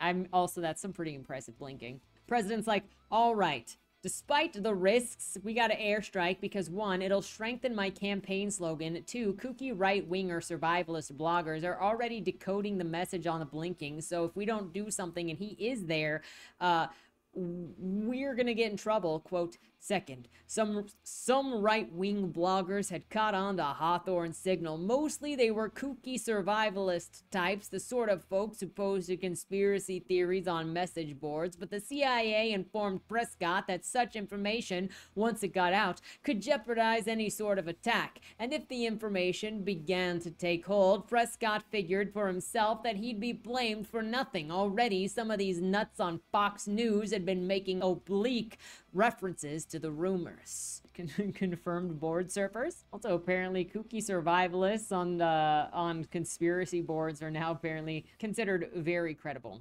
This scene turns into the president watching a video of an infiltration because he's not actually going to do an airstrike. He's going to try to do a rescue on getting Brett back, but I don't even know if they have intelligence that he is in that location other than Brett saying bomb this location. It doesn't really matter. They break into a building and hear noises in English, and then they see Brett running up the stairs saying, we need to get out, we need to get out, run, we need to get out. How did Brett get there? Well, just you wait, because we got a record scratch where we're going to go back in time to see just how Brett got here. Pretty much, Brett just went beast mode because one of the younger guys that was working for Ashami was a dum-dum. And so then he attacked that guy and then just started Ramboing his way out of the dungeon.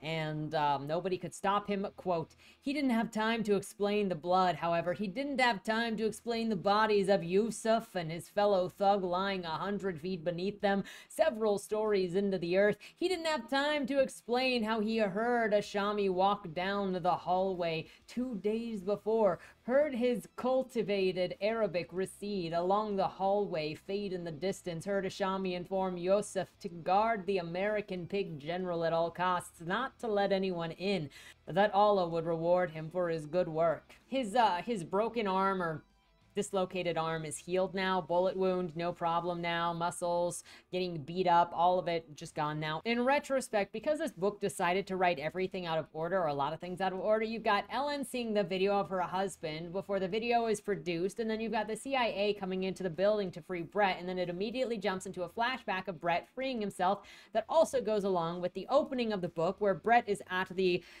hotel, and then it flashbacks into the story of his entire life and then tries to bring you back to the hotel to be like, okay, so do you know where you are? You know what we're doing? No, we do not. Get better at this. Anyway, the place blows up. Action hero Brettman runs out of the building. The civilians that were in that building die, but at least the general doesn't, I guess. The president is like, who cares if the terrorists knew that we were coming? We got one of America's top generals back with no casualties because the civilians in Iran don't count. You get it? They don't count as casualties. Not sure how this is different from Brett, since Brett treats civilians the exact same way with dismissal when he feels like it. Only when it's convenient to show that he cares and he's different than the other guys does he cry. Otherwise, he's like, meh, dead civs. Anyway, President Prescott's feeling good about things. I'm not sure why. His entire military presence in that area seems to have been killed, at least in the area where Brett was, or removed at the very least. And Brett was left behind there to be captured, which apparently there hasn't been a captured general since Vietnam. But this is what Prescott is really happy about, that he ditched his general and got his general captured in an enemy area. Whatever. Switching over to Ellen in Texas again. She's celebrating how Brett is coming home. Quote, The conversation had been brief. He'd expected praise and thanks, and she dutifully gave it to him. She couldn't stand the man, of course, after what he'd done to Brett, elevating him, then betraying him, sending him thousands of miles into the teeth of danger to keep him away from television anchors, but he'd made the right call. Instead of just saying, hey, I didn't cheat on my wife, that woman is lying, the best answer was to send him into the Middle East and then abandon him. Okay. So instead of just ignoring unfounded rumors and just saying no, none of your personal business, but no, sending him into the Middle East and then letting him get captured was a better choice. There's also no reason to have treated this the way that it was. He didn't commit a crime. He wasn't accused of rape or malfeasance or coercion. It was just an accusation of affair, and at the very least just go, no, I didn't cheat on my wife. I love my wife. The end. If you even say anything at all. Another example of how the author doesn't really understand what basic experiences humans have and how they react to certain things, including this.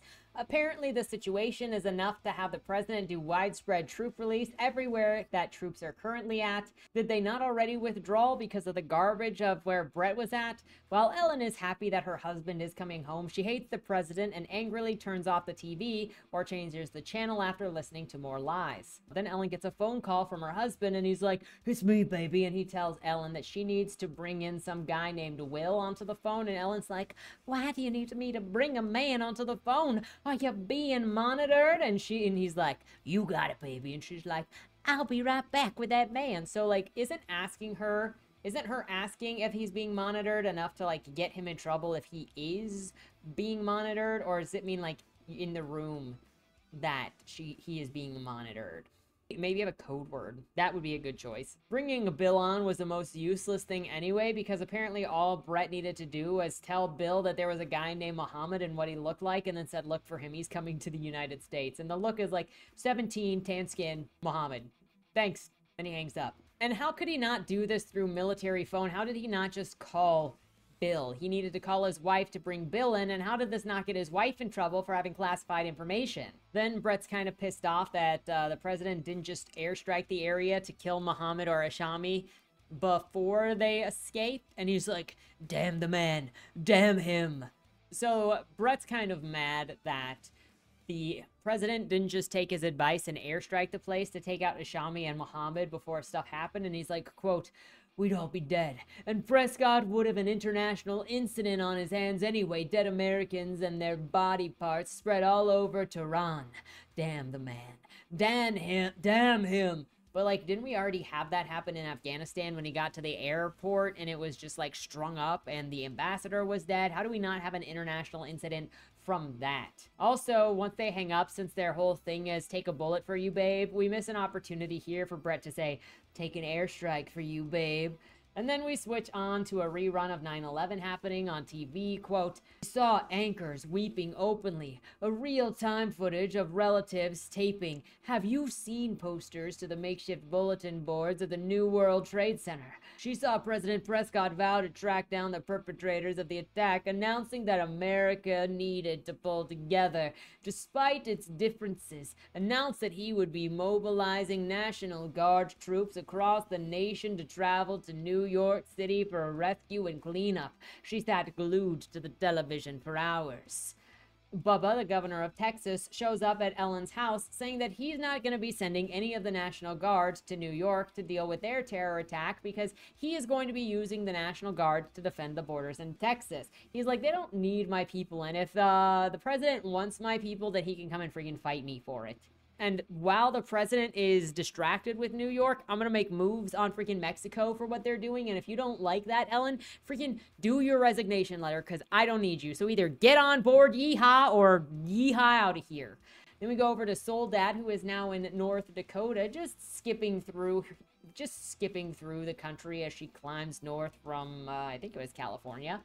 As they avoid the feds. Quote, "The only major employer in the area was the Air Force base that they'd all needed to avoid, although since the attack in New York, the base had been pretty much abandoned, with all of the National Guard being called to New York for cleanup." Pretty sure that's not how that works, but okay.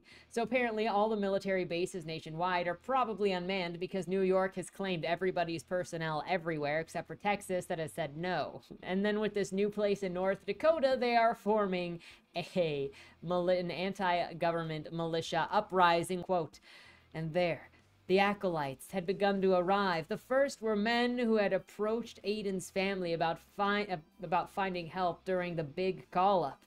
They were mostly local boys, men who didn't want to be sent to New York for any indeterminate length of time, who had joined the National Guard mainly out of state pride and a feeling of local duty. Some were cowards. Those Aiden spotted and turned away.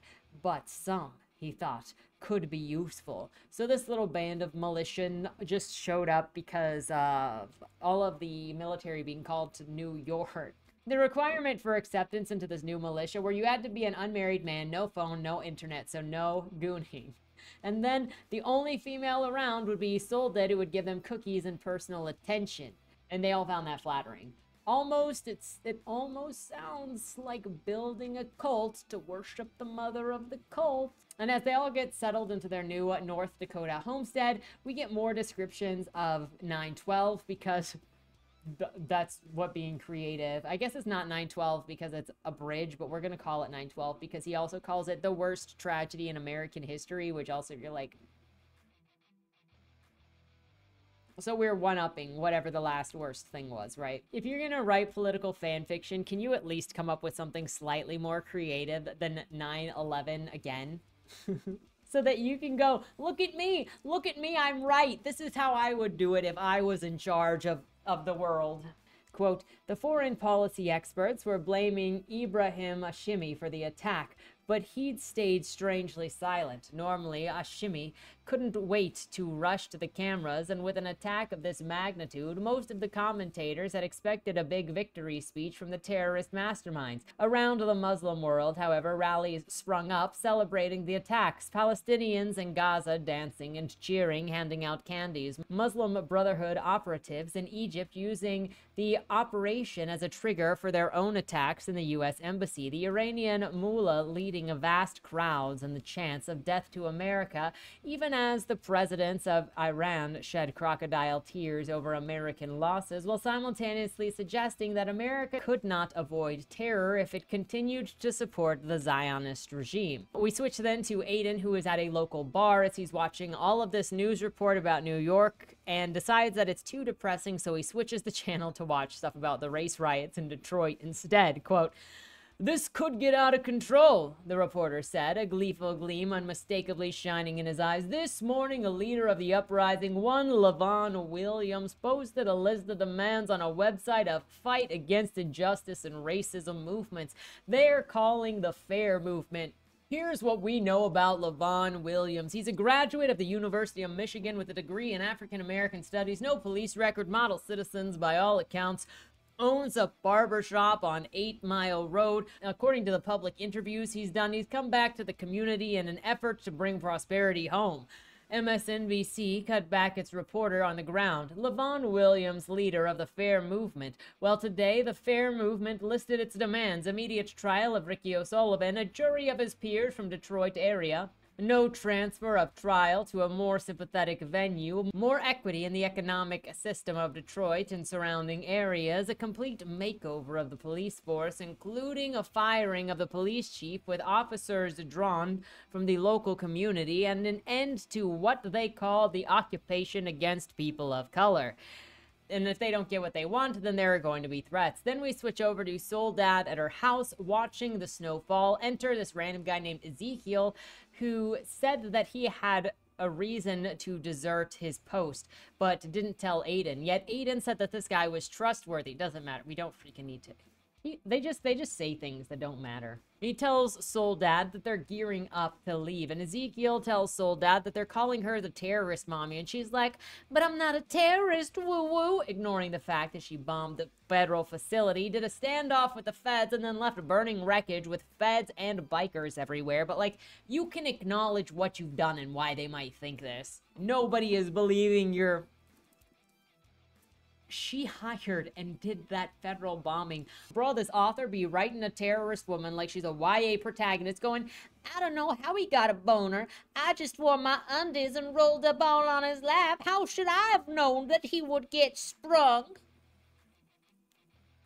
Ezekiel then says that America is more than being born here. It's believing certain things, that if you don't believe certain things, then you're basically not American, and so it's okay to attack you. Quote, I always say the best defense is a good offense. So does Clawitz. When your force is small, concentrate it and hit them where they're weak. Who are they? The same people who shut down your farm, the same people who attacked you. Those people are American. It isn't American to do those things. America means more than being born here. It means believing certain things. So we should shoot those who disagree only if they shoot first. So a couple of things. Number one, he says the best defense is a good offense, which means shoot first. And then he's like, no, don't shoot first. And then he's like, well, you need to believe certain things, but he doesn't lay out what those certain things are, and then says if they aren't American, then you can shoot them, but also doesn't say what it means to be an American. So are we attacking first or second here, Ezekiel? Switch over to Levon and Detroit. Levon and Jim Crawford have gotten control of the area. Then Big Jim pulled back the rioting. The mayor is obviously happy. Obviously doesn't believe in any of the race stuff that's going on, but he can't really go against this, and he's determined, meh, it'll look good for my numbers. I'll get re-elected, whatever. Jim talks to Newsweek, and one of the demands is that all of the cops have to have the right experience, and if it requires that they be black in order to have the right experience, then all of the cops had better be black. Now Levon is starting to question his involvement with Jim, because Jim is kind of taking the front look of being the civil rights leader that he wanted to be, and so now he is regretting ever involving Jim in any of this stuff because he doesn't want Jim to look good and he wants to be the one in control. Then we have a conversation between Jim and Levon about race hustling the city, and Jim wants to be the hero while Levon is the villain, because he's like, we got to play good cop, bad cop sometimes, and my turn is to be the good cop, and next time you can be the good cop, but for now you're the bad cop. And Levon is not very happy about this, but the media already sees Jim as the good guy, so Levon is kind of stuck. Go over here to where a white Republican woman has just won the DA slot in Detroit by fluke because her opponent got caught in a sex scandal and nobody challenged her. She releases Ricky O'Sullivan with no charges, saying that there's no evidence for even manslaughter on pulling a gun on this 12-year-old who is just being kind of a jackass. Not even negligence, I guess. If it wanted to make it this biased, the situation could have been at least a little bit more decorated to be convincing, so this is just dumb. It enrages Levon that Sullivan was just released, or also O'Sullivan was just released, and he heads toward the DA to put an end to the abuse today. We switch back to Brett. He's going to go to New York to try to look for Muhammad, but he needs to figure out where Muhammad is, what plane he's going to get on. And so from the airport in the Middle East, that's going to take him, I'm assuming the Middle East, I don't know, we're not told where he is right now. But Brett is looking through the flight logs to try to figure out which one Muhammad went on. But instead, we got him talking to the other soldier that's in the room to try to actually get the flight logs, and we got, quote, after realizing that there was simply too many combinations of flights to check, every itinerary and every manifest, Brett finally dispensed with the politically correct pleasantries. Jim, he'd said to one of the many officials, he'd said to one of the officials, I want access to the customs files. If you don't mind me asking, sir, murmured the official, is there somebody that we're looking for particularly? Brett said, yes, an Arabic-looking young man. The official hemmed and hawed. I'm uncomfortable with that, sir. That's racial profiling. You're not doing the profiling. I am. Well, now I'm party to it. Brett stared him into the face. I don't care. Just do it. Sir, it's against regulations, though. Look, Brett burst out, losing his patience. I don't give a rat's ass at this point whether it's racial profiling or not. But you're right. Maybe Muhammad is a light-skinned Norwegian woman or a Cherokee elder, or maybe a Persian or Arab-looking son of a bitch who hangs out with Persians or Arabic-looking sons of bitches who look like Ibrahim Hashimi. If I end up being wrong and he looks like Helen Mirren, feel free to tell the New York Times editorial boards about it, bitch. All of the guys in the room kind of get very uncomfortable, and I'll just leave Brett to do his thing. And because he doesn't really have any connections to anything, he ends up calling his friend Derek from school. You know, Derek, Ebony and Ivory Derek. And it turns out after high school, Derek got involved with Malcolm X and became a Muslim himself, and then started going into more extreme sects of Islam and the mosques. And because of that, he started doing work for the FBI to find the terrorist sects or to report the more extreme sects, until it was considered racist, or they weren't, or not politically correct anymore, so they weren't allowed to do those programs. So Hassan was not allowed to do those. Oh, by the way, I forgot to mention this. Derek changed his name to Hassan when he converted to Islam. So Brett calls Hassan to try to get help on where he should look first, and Hassan is like, you could try the strip clubs too. The 9/11 hijackers weren't Islamic enough to avoid seeing some unclad Western women before their flights. Hassan says that he is going to help Brett the best that he can, and they're going to survive this together, but it's going to be hard because he doesn't have access to things he used to have access to.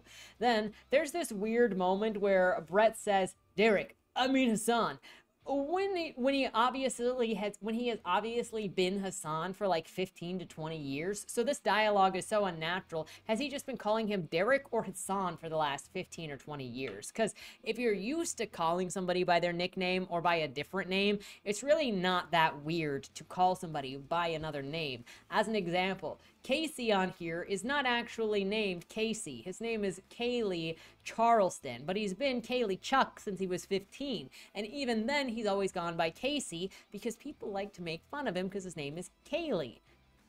And so everybody just calls him Kaylee, but nobody accidentally calls him Kaylee. They all purposefully do it when they do it, otherwise it's always Casey. Anyway, after that little meeting, after that little discussion, Brett leaves. Oh, it's not on the phone. He flies into New York and he talks to Hassan in person. Then we switch over to President Prescott, and he's out there on the water with the Coast Guards going, quote, as he looked over the waters, tears came to his eyes, genuine tears, not manufactured ones.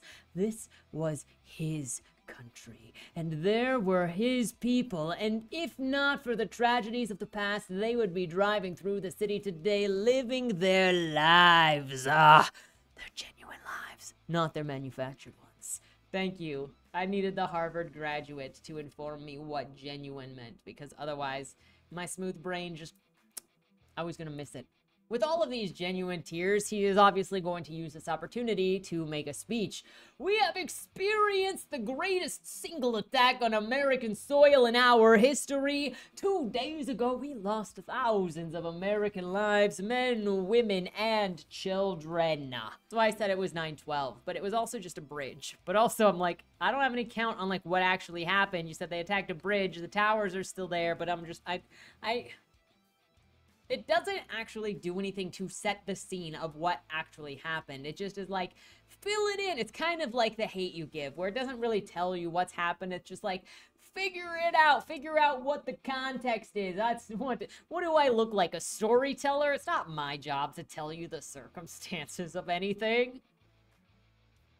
And as he's giving his speech, he says that it is the necessity of the American people right now to not be angry at each other, to not attack each other, but to love. Quote, now, some of you will ask whether such actions bring safety, and where is it that and here is what I say. Safety does not come from fear of the gun or the height of our walls. Safety comes from love. Yes, love. Love for each other, care for each other, sacrifice for each other like my tears. And that's what I'm going to ask of all Americans now. Not anger, not lashing out, not blame or knee-jerk reactions. Love. Love thy neighbor. Love your country. Stand together and rise. And together we will rise.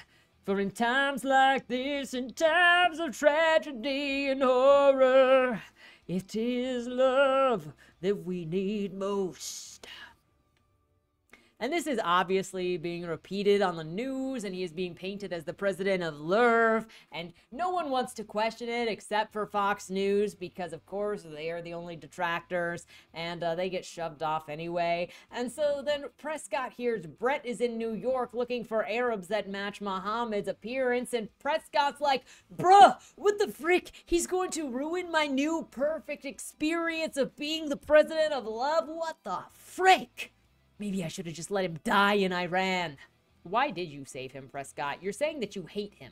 You're not even using him for the publicity. You didn't meet him. You didn't have anybody collect him in America to get information off of him. You're not like doing anything. You didn't even call his phone, even though clearly he's had Brett's phone number since chapter 1. Back over to Ellen, except it's not actually about Ellen. It's about Bubba protecting the borders with the National Guards and the media not liking him, and there's nothing that he can do to make them like his choices, though Ellen does eventually get involved with finding info on the coyotes attacking the border, and apparently National Guard can't investigate anything, so she hires a PI, and they find things, quote, the Americans merely observed. The Guard had no intelligence capacities. The feds hadn't been particularly responsive since Davis's big announcement, but Ellen had some private investigators do some digging. None of the information it force feeds us about the cartel matters. Why? Because we're not actually invested, and it's completed with an info dump by saying that the presence at the border has stopped the bad things from happening momentarily. President calls Texas treasonous, but it doesn't really matter. No one cares. No one's paying attention. Everybody is watching New York. Ellen is attempting to keep the peace between everything, and then Brett randomly calls Ellen, pretending that they have some subplot of love, and all they do is exchange, "You all right? I'm all right." And then they hang up because somebody runs in with a paper for Ellen to go and look at something. And then when she goes to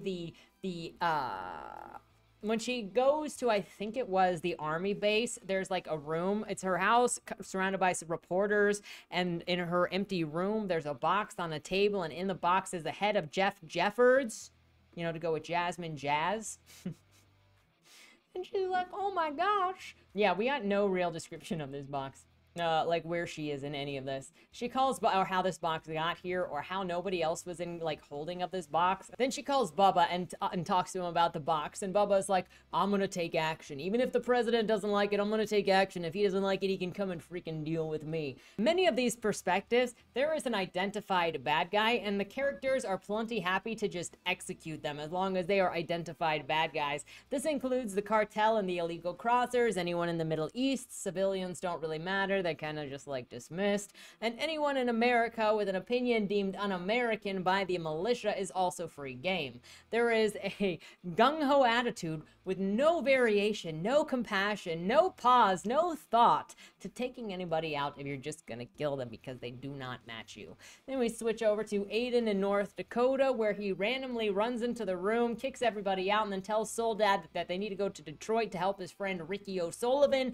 Then we get there's a backstory about how Ricky O'Sullivan saved him when he was a child, when he was a teenager, because they were best friends. They went to church together, but then in high school or something, he like started doing drugs, and by drugs I just mean pot, and like he stopped going to church and missed school, and so then his mom at church talked to Ricky and was like, hey, have you seen Aiden? And so then Ricky went searching for Aiden and found him in a tract house high off his ass. And then Ricky picked him up off the ground and said, hey, you need to straighten out. And Aiden was like, get the fuck out of here, I don't care. And so then Ricky like socked him, and then he socked him again, and then dragged him out of the house and forced him to bathe and cleaned him up. And then Aiden never touched drugs again, and then he went and joined the feds, and then Ricky went to police academy, and then they stopped being friends. But since he somehow knows Ricky miraculously, he's like, it's my turn to save his life. Once they get to Detroit, there's a little talk there from Aiden about how he grew up there, and the manufacturing stopped and people lost their jobs, and then people left because there was no money, and they went to the suburbs where there was money, and it left a bunch of poor people, and it left a wrecked economy in the middle of Detroit.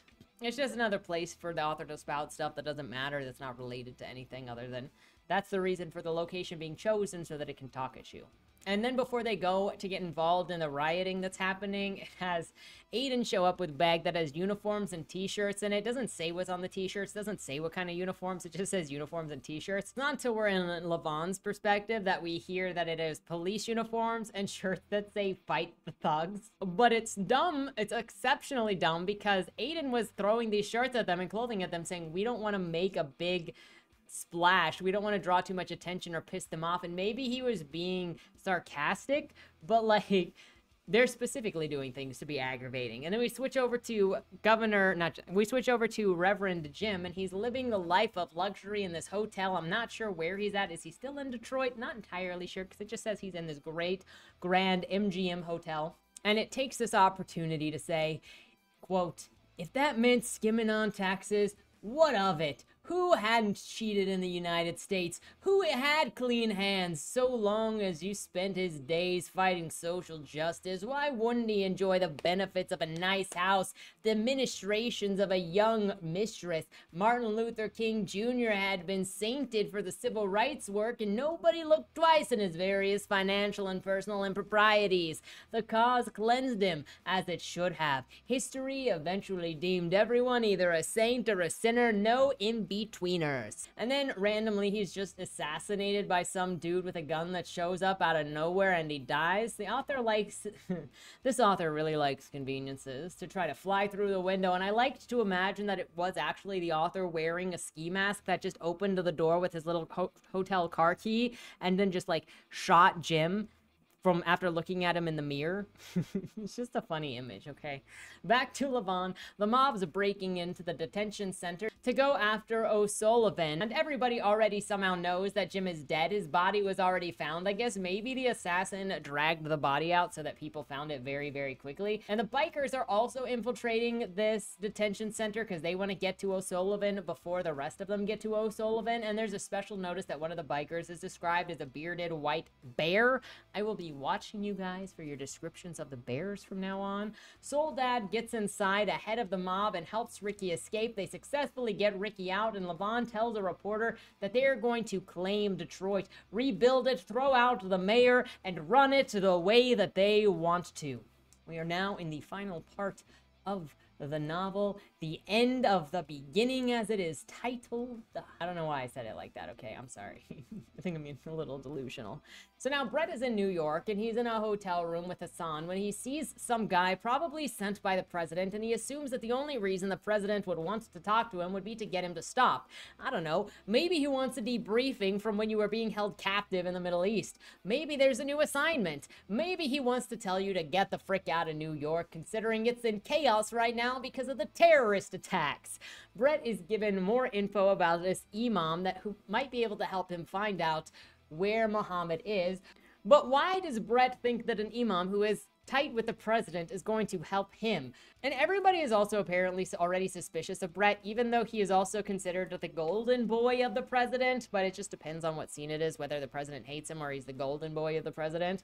Brett is like, look, just tell me where to find this imam and I will make sure that he freaking tells me what I want him to tell me. Got it? Obviously, this imam is set up to be a liar and a TV personality meant to cover for terrorism by saying moderate Muslims when doing interviews, because everyone who works against Brett is some kind of liar or strawman or terrorist or evil. So yeah, Brett's plan is to walk into the mosque and to ask the imam if he knows a 17-year-old named Muhammad. And when he says, I don't know, I don't think so, Brett goes, you're lying. I'm not implying that. I'm telling you that I know that you're lying, and so you're going to answer me or I will detain you. And so then the imam goes, you don't have any power here, Brett. And so then he snaps his fingers basically, and this Fed comes out from behind the door, and then we switch scenes. And I don't know where this guy comes from or where he goes or also why he's alone, because we're not going to be in this situation the next time we come to Brett. We then switch over to Prescott, who is lecturing Brett about targeting Muslims, and you can tell that Brett is really angry here because he says, quote, Brett could feel the anger building. He flexed his fists, then let go, an old trick that Ellen had taught him to take his mind off of his temper. It wasn't working. Ugh. It took Ellen to teach him that. Prescott threatens Brett because he's getting in the way. CNN continues to praise Prescott while saying white supremacists assassinated Jim and calling everyone who stands against the peaceful leader of Detroit terrorists. The president is now aware of Levon and Detroit and wants to talk to him. Levon is then talking to some agent of the president, negotiating what he wants. The guy is named Bradley and tells Levon that he can't give him everything that he wants, but if he waits a little bit, he can get him some things that he's going to be happy with. Just give him time. We switch over to Ellen/Texas because it's mostly about Bubba. Ellen is just kind of in the orbit. And the Texas governor has sent an Apache helicopter into Mexico to attack them, looking for the coyotes that attacked his his Jeffords. And there is no thought that this move is an act of international warfare, because Mexico is not part of America. So, like, when Texas goes and does this, you're initiating international warfare. And I know that Mexico's coyotes are already going after America. That's also international. But, like, you going to a civilian city and attacking a civilian city to find the coyotes is... I'm pretty sure that's above what the job of governor allows. After that happens, they wake up the next morning or later, and there's a dead body hanging from a billboard that says "Pay us or die." And I'm pretty sure once you go in and attack one of their towns, like civilian towns, and kill innocent people, you're gonna have a little bit more than "pay us or die" being said. The power fantasy of this is, I do what I want and kill anyone that I want, and every country needs to bow to me because I am always right. And it's such next level narcissism that comes through in this. It's a kind of playing God mode in a video game and pretending that he's morally righteous in everything that he does. Then you've got the news playing up the propaganda with whoever is at the border, and Ellen is responding very specifically with, quote, "The cameras eventually found their way to Ellen for comment.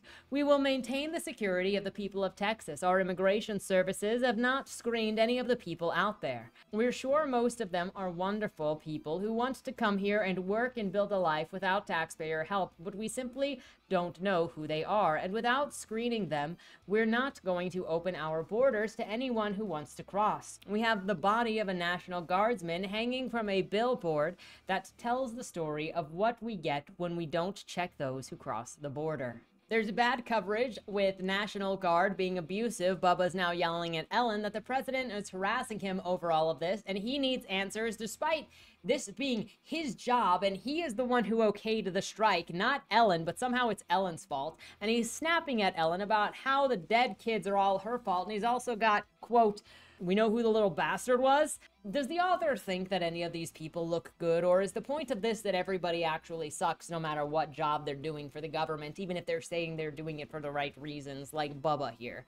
Because it turns out that there was this National Guard that got really, really pissed off at the dead National Guard hanging, and because he already had pet peeves and anger issues from childhood, he took it out on the Mexicans, so he crossed the border to go abuse and kill other Mexicans, and that's made national news of the National Guard of Texas going around and killing people because of their ethnicity, because he's angry. And so now that's Ellen's fault. And Bubba apparently can't acknowledge that it is his fault. One, because he's the governor, and two, because literally 20, 30 pages ago, he told the president to bring it on if he wanted to call him an enemy of the state. He dared it. He told Ellen to resign if she wasn't on board, but now it's apparently her fault. Now we hear Prescott has always hated Brett. Maybe it should have showed up earlier in the story other than when he was just, annoying. Maybe he should have hired somebody to, like, assassinate Brett while in the Middle East and had Brett find out that the president was trying to get him assassinated because he didn't like him anymore and was going to use his death or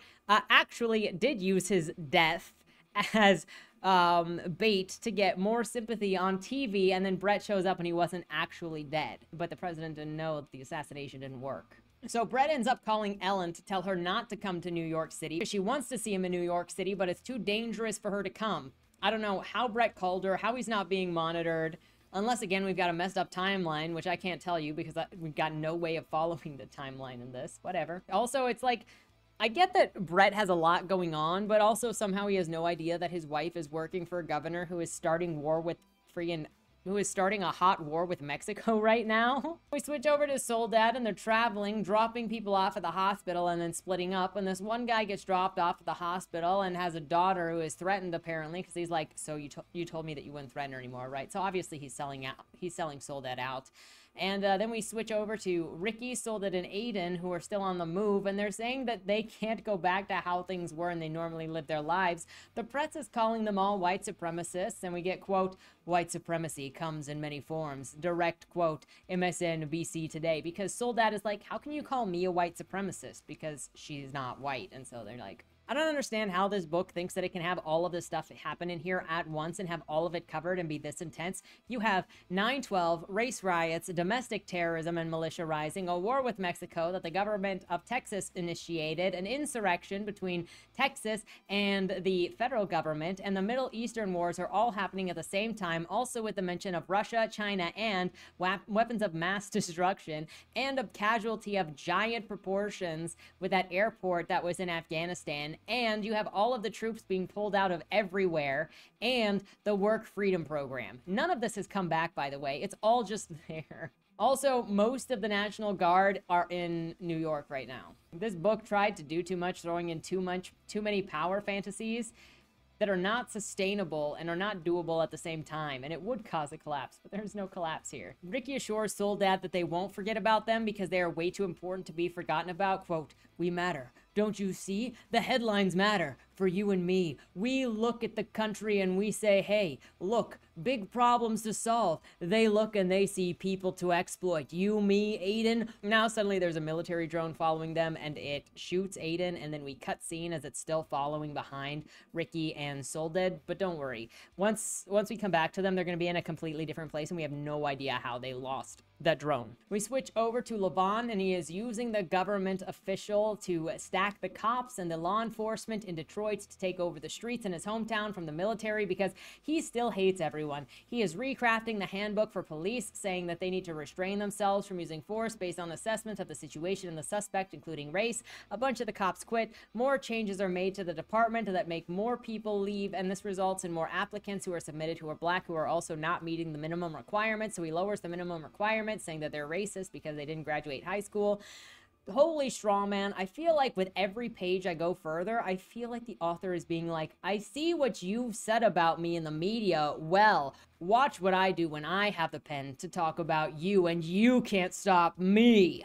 That's what it feels like. I'm not saying that's what it's doing, but that is the vibe. Then you have Levon as he moves on to cover all costs of living and energy and water for the people of Detroit for free, after saying that they were already covered partially and subsidized partially by the city. When the energy guy refuses to give energy for free, he gets threatened by Levon. And then shortly after that, Levon has his new task force, his new police department, go and cut the power to the suburbs. Then the suburbs start complaining because they are getting looted by the opportunists. And so then the power guy calls and grovels and says, sorry, I didn't do what you wanted in the first place. All of it's covered. We're good. Also, Detroit pays off the energy guy anyway with bonds, so he gets paid anyway, so it's not even technically for free, though it is sort of for free. It just isn't debt. We're back with Brett, New York, and now he's in a hotel room concerned about how the feds have found him. So he was stopped by a fed at that mosque, and then they just kind of let him go. Or did he beat his way out? We don't really know. The author didn't tell you, and he's just safe without any consequences, though he is still being followed by the feds, and he has to keep moving so he doesn't get followed. Despite Hassan apparently working with Brett against the government, they didn't arrest him when they went to his house, and they just took videotapes that he had. And Brett is also saying that he's being tailed by the feds. They aren't stopping him either. I guess it's just this bear of a man force field protecting him. It doesn't really matter that he's being tailed now and running away from the feds because he got away from the mosque before, and he's going to get away from this as well. Somehow, Brett finds himself at Mohammed's apartment. Mohammed is dead on the sofa, and the killer just so happens to be there at the right time. Brett knows him as some guy I don't recall seeing previously in this book who was called Mahmoud, and though I guess we should expect Deus Ex Machinas being thrown at us at this point because all of the time, every scene, we've just got, oh, by the way, they have this connection. By the way, here's a random person. You didn't hope that it was going to be connected. Ellen is also now in New York, and everything is already cleaned up and looks fine. I guess the bridge looks fine. There's no chaos. Everything is open. Everything is good. And she's like, was Brett lying to me about 9/12 happening? Because nothing looks wrong. The effectiveness of this presidency, if they already fixed the bridge in New York, is fine. This random guy from Daily News says that he will help Ellen locate Brett and find communication logs to help her locate him if, when she finds Brett, he gets to have the first interview of everything. So she's like, sure. So he finds all of these private phone logs for her. And Ellen is now freely running around New York City after 9/12, after she and her involvement in the border war, her increased media presence and awareness where people know her, and that her husband, her boss is at war with Mexico, and her husband is considered treasonous to the government as well and is also running from the feds. But apparently nobody is looking for. I get patted down every time I take a plane, but this woman gets through TSA like nobody's business, even when she's clearly an important person. Now she's entering some random apartment in Washington Heights. She got this address for. It's Hassan's, and he's dead. Shoved in the bathroom, towel under the door to stop the smell of decomp. When this happened, I don't freaking know. It's kind of just rushing it all together now. At least hang a car air freshener on his nose or something on his ear. Fortunately, when he died and was shoved into the bathtub, the killer didn't notice that he was reaching for something. And so Ellen does notice, and she finds a thumb drive that has a video of Imam Omari, which is the imam that Brett had previously been talking to, and it's got a video that is not good. So Prescott finally calls Ellen that night, so apparently not that big of a deal that she's there, and he calls her to meet him in person, and she says she's feeling like a little girl who got in trouble with the principal sitting in the office with the president. You'd think that he'd be a little more on top of all of this because of everything that I've laid out before. She yells at him for causing him hell, obviously not saying anything about the war that she and Bubba had started with Mexico. It's mostly just about her husband. After yelling at Prescott back for not helping with the border security, he brings in Brett, who is all beat up, and she's like, "What did you do to him?" Brett says they need to bring Omari in as soon as possible because they're looking at a nuclear attack on American soil. How, where, when, I don't know. Is this where the Russian guy from earlier comes in? Because that Russian guy is just like, I just came for the free pastry, man. The president is like, a nuclear attack? No, you're dumb. Shut up. The president is going to now use this to launch his freedom program, his work freedom program. How this relates to the work freedom program, I don't know. Well, Ellen and Brett could be considered treasonous if the president wanted. He doesn't and just kind of leaves them in that hotel room together as he goes to do his political press conference.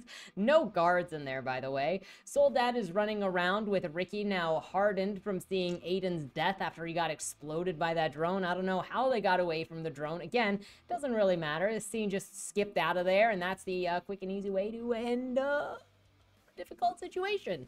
Everyone thinks that Soledad is dead because of that drone. They should know, though, because the drone would know if they didn't die, right? And she's lamenting how the government has killed people who care, and it's easier for the United States to cheer for the downfall of a lone terrorist than to try to understand the terrorist. This entire book is justifying some terrorists and not others, and giving no reason for why some are more justified than others, while calling you a bad person if you don't agree with the terrorism that it agrees with.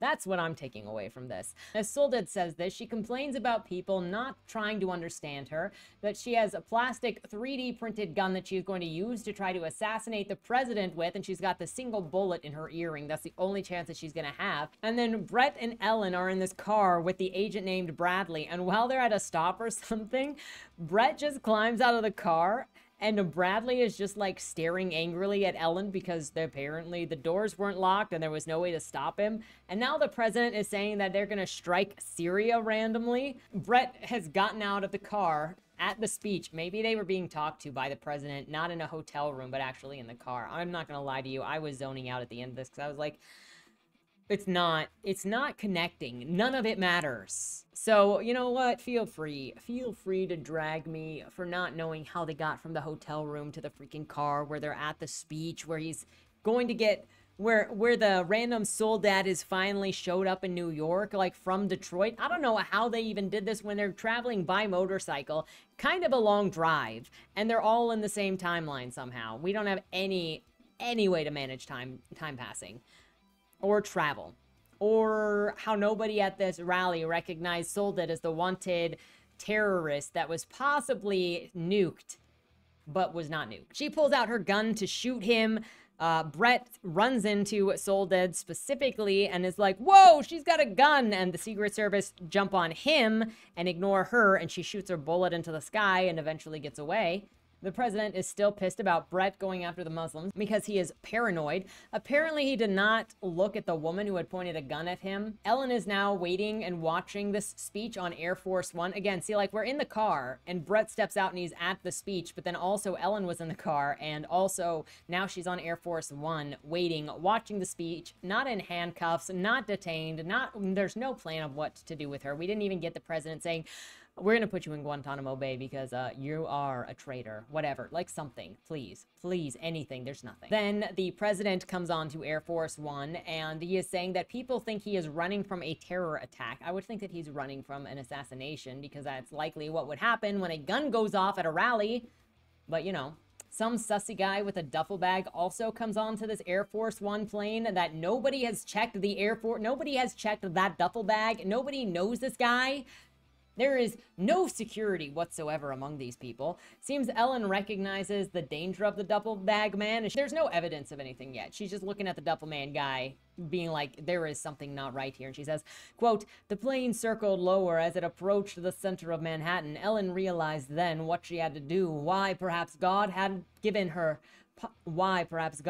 no children to leave behind. Why she had been fated to marry a patriot and a military lifer. She was one too, a soldier in war, and she had to act now before they hit downtown. The other passengers looked around uncomfortably, paralyzed by a particular inability to overcome their political correctness. She unbuckled her seatbelt and edged to the aisle. Then she got up calmly and walked toward Amari. Before she could speak, Mahmoud cut her off and grabbed her hand. See, like, I'm recording this now, and I'm wondering if I'm having like a freaking stroke because I'm pretty sure it said Air Force One, but now it's acting like it was not Air Force One, and there were aisles and other passengers.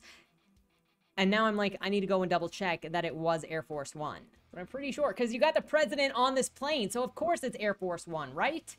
And so anyway, it looks like Mahmoud has a cell phone bomb, and so she grabs the cell phone and detonates the bomb so that the plane explodes before it can crash into the ground, to the downtown, to do that kind of damage. So now the president is dead, and she is dead, and the terrorist attack is halted, though is there going to be a nuclear attack? Because they said that there was going to be a nuclear attack.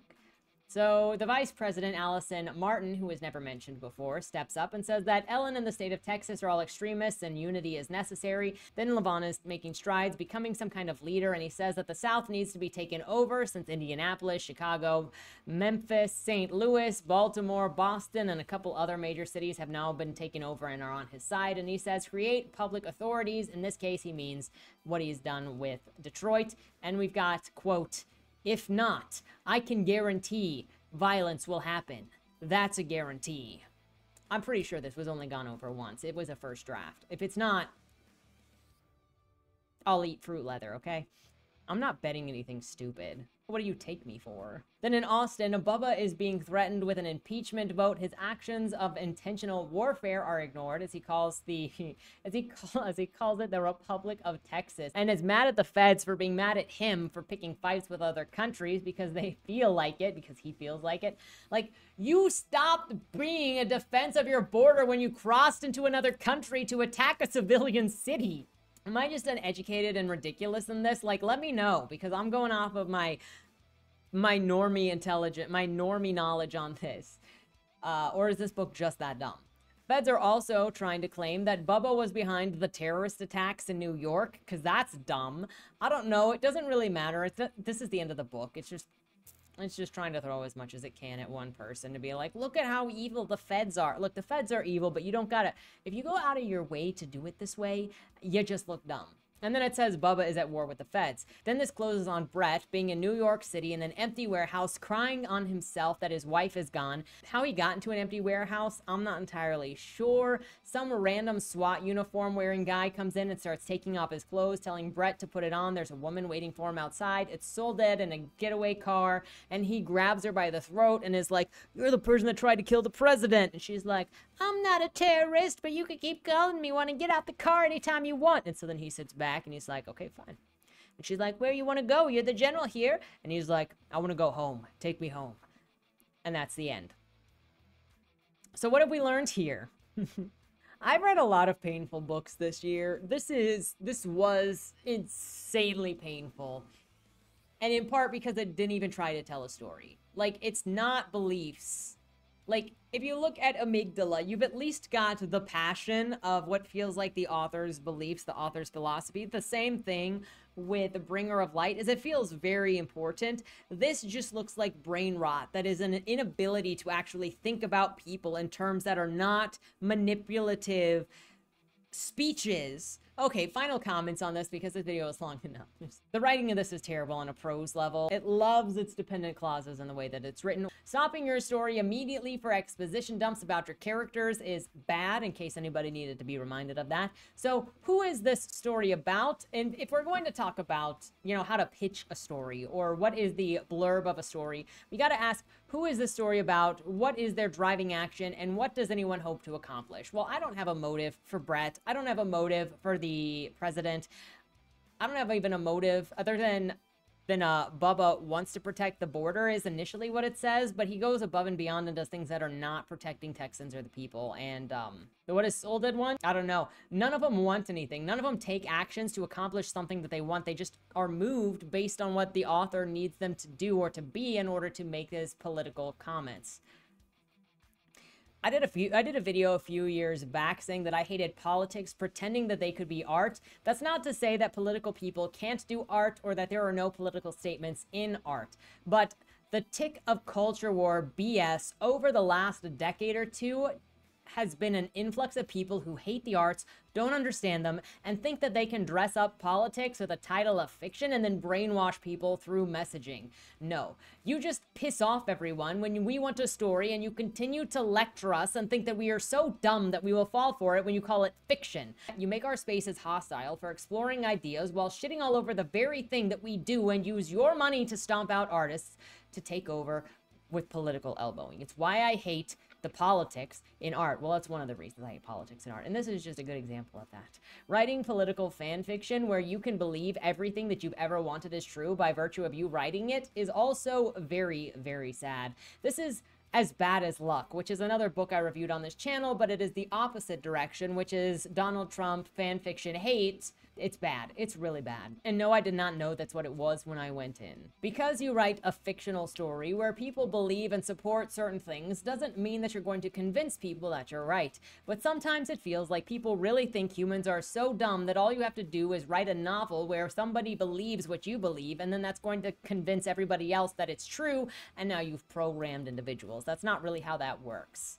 It doesn't matter what your political persuasion is. If you write something this idiotic, thinking that you can get the upper hand to say how evil or stupid your opposition is, it doesn't make them look stupid. It makes you look stupid. With that said, let me know what your thoughts are on this book. Have you read this book? Will you read this book? Were there inaccuracies that I missed or that I didn't comment on or that you did notice? Because I need help in finding things. I don't know everything for sure. With that said, have a great week, everybody. Thank you for hanging out with me. Fortunately, I did not break down. Have a good weekend and die. Was that Wayland Cross in the trunk? Do you know, or is that something that's still being figured out? The person in the trunk was not Wayland Cross. Is he in trouble? We don't know who did it, but as the owner of the car, the longer he's missing, the worse it looks for him. Cross isn't a killer. For the last couple of years, the average number of murders in Baltimore has been over 300, and it's been going up. Mind you, that's only whatever the badges count as official murder, and believe me, there are people that don't count when they die. Wayland? If you're down here, tell me. I'm not talking to the badges, I've been looking for you. They found a body in your trunk. Way. Why? Did you do that? To the left, plain black letters read along the wall. You walked in the corridor. Once that ends, you chose the dark is on the right. My vision goes blurry, flickers black and black for longer intervals until I can't see anything at all. I'm not screaming anymore, but my voice echoes back to me. Where the hell am I? You're dead, Josephine. Even smart people do stupid shit sometimes, right?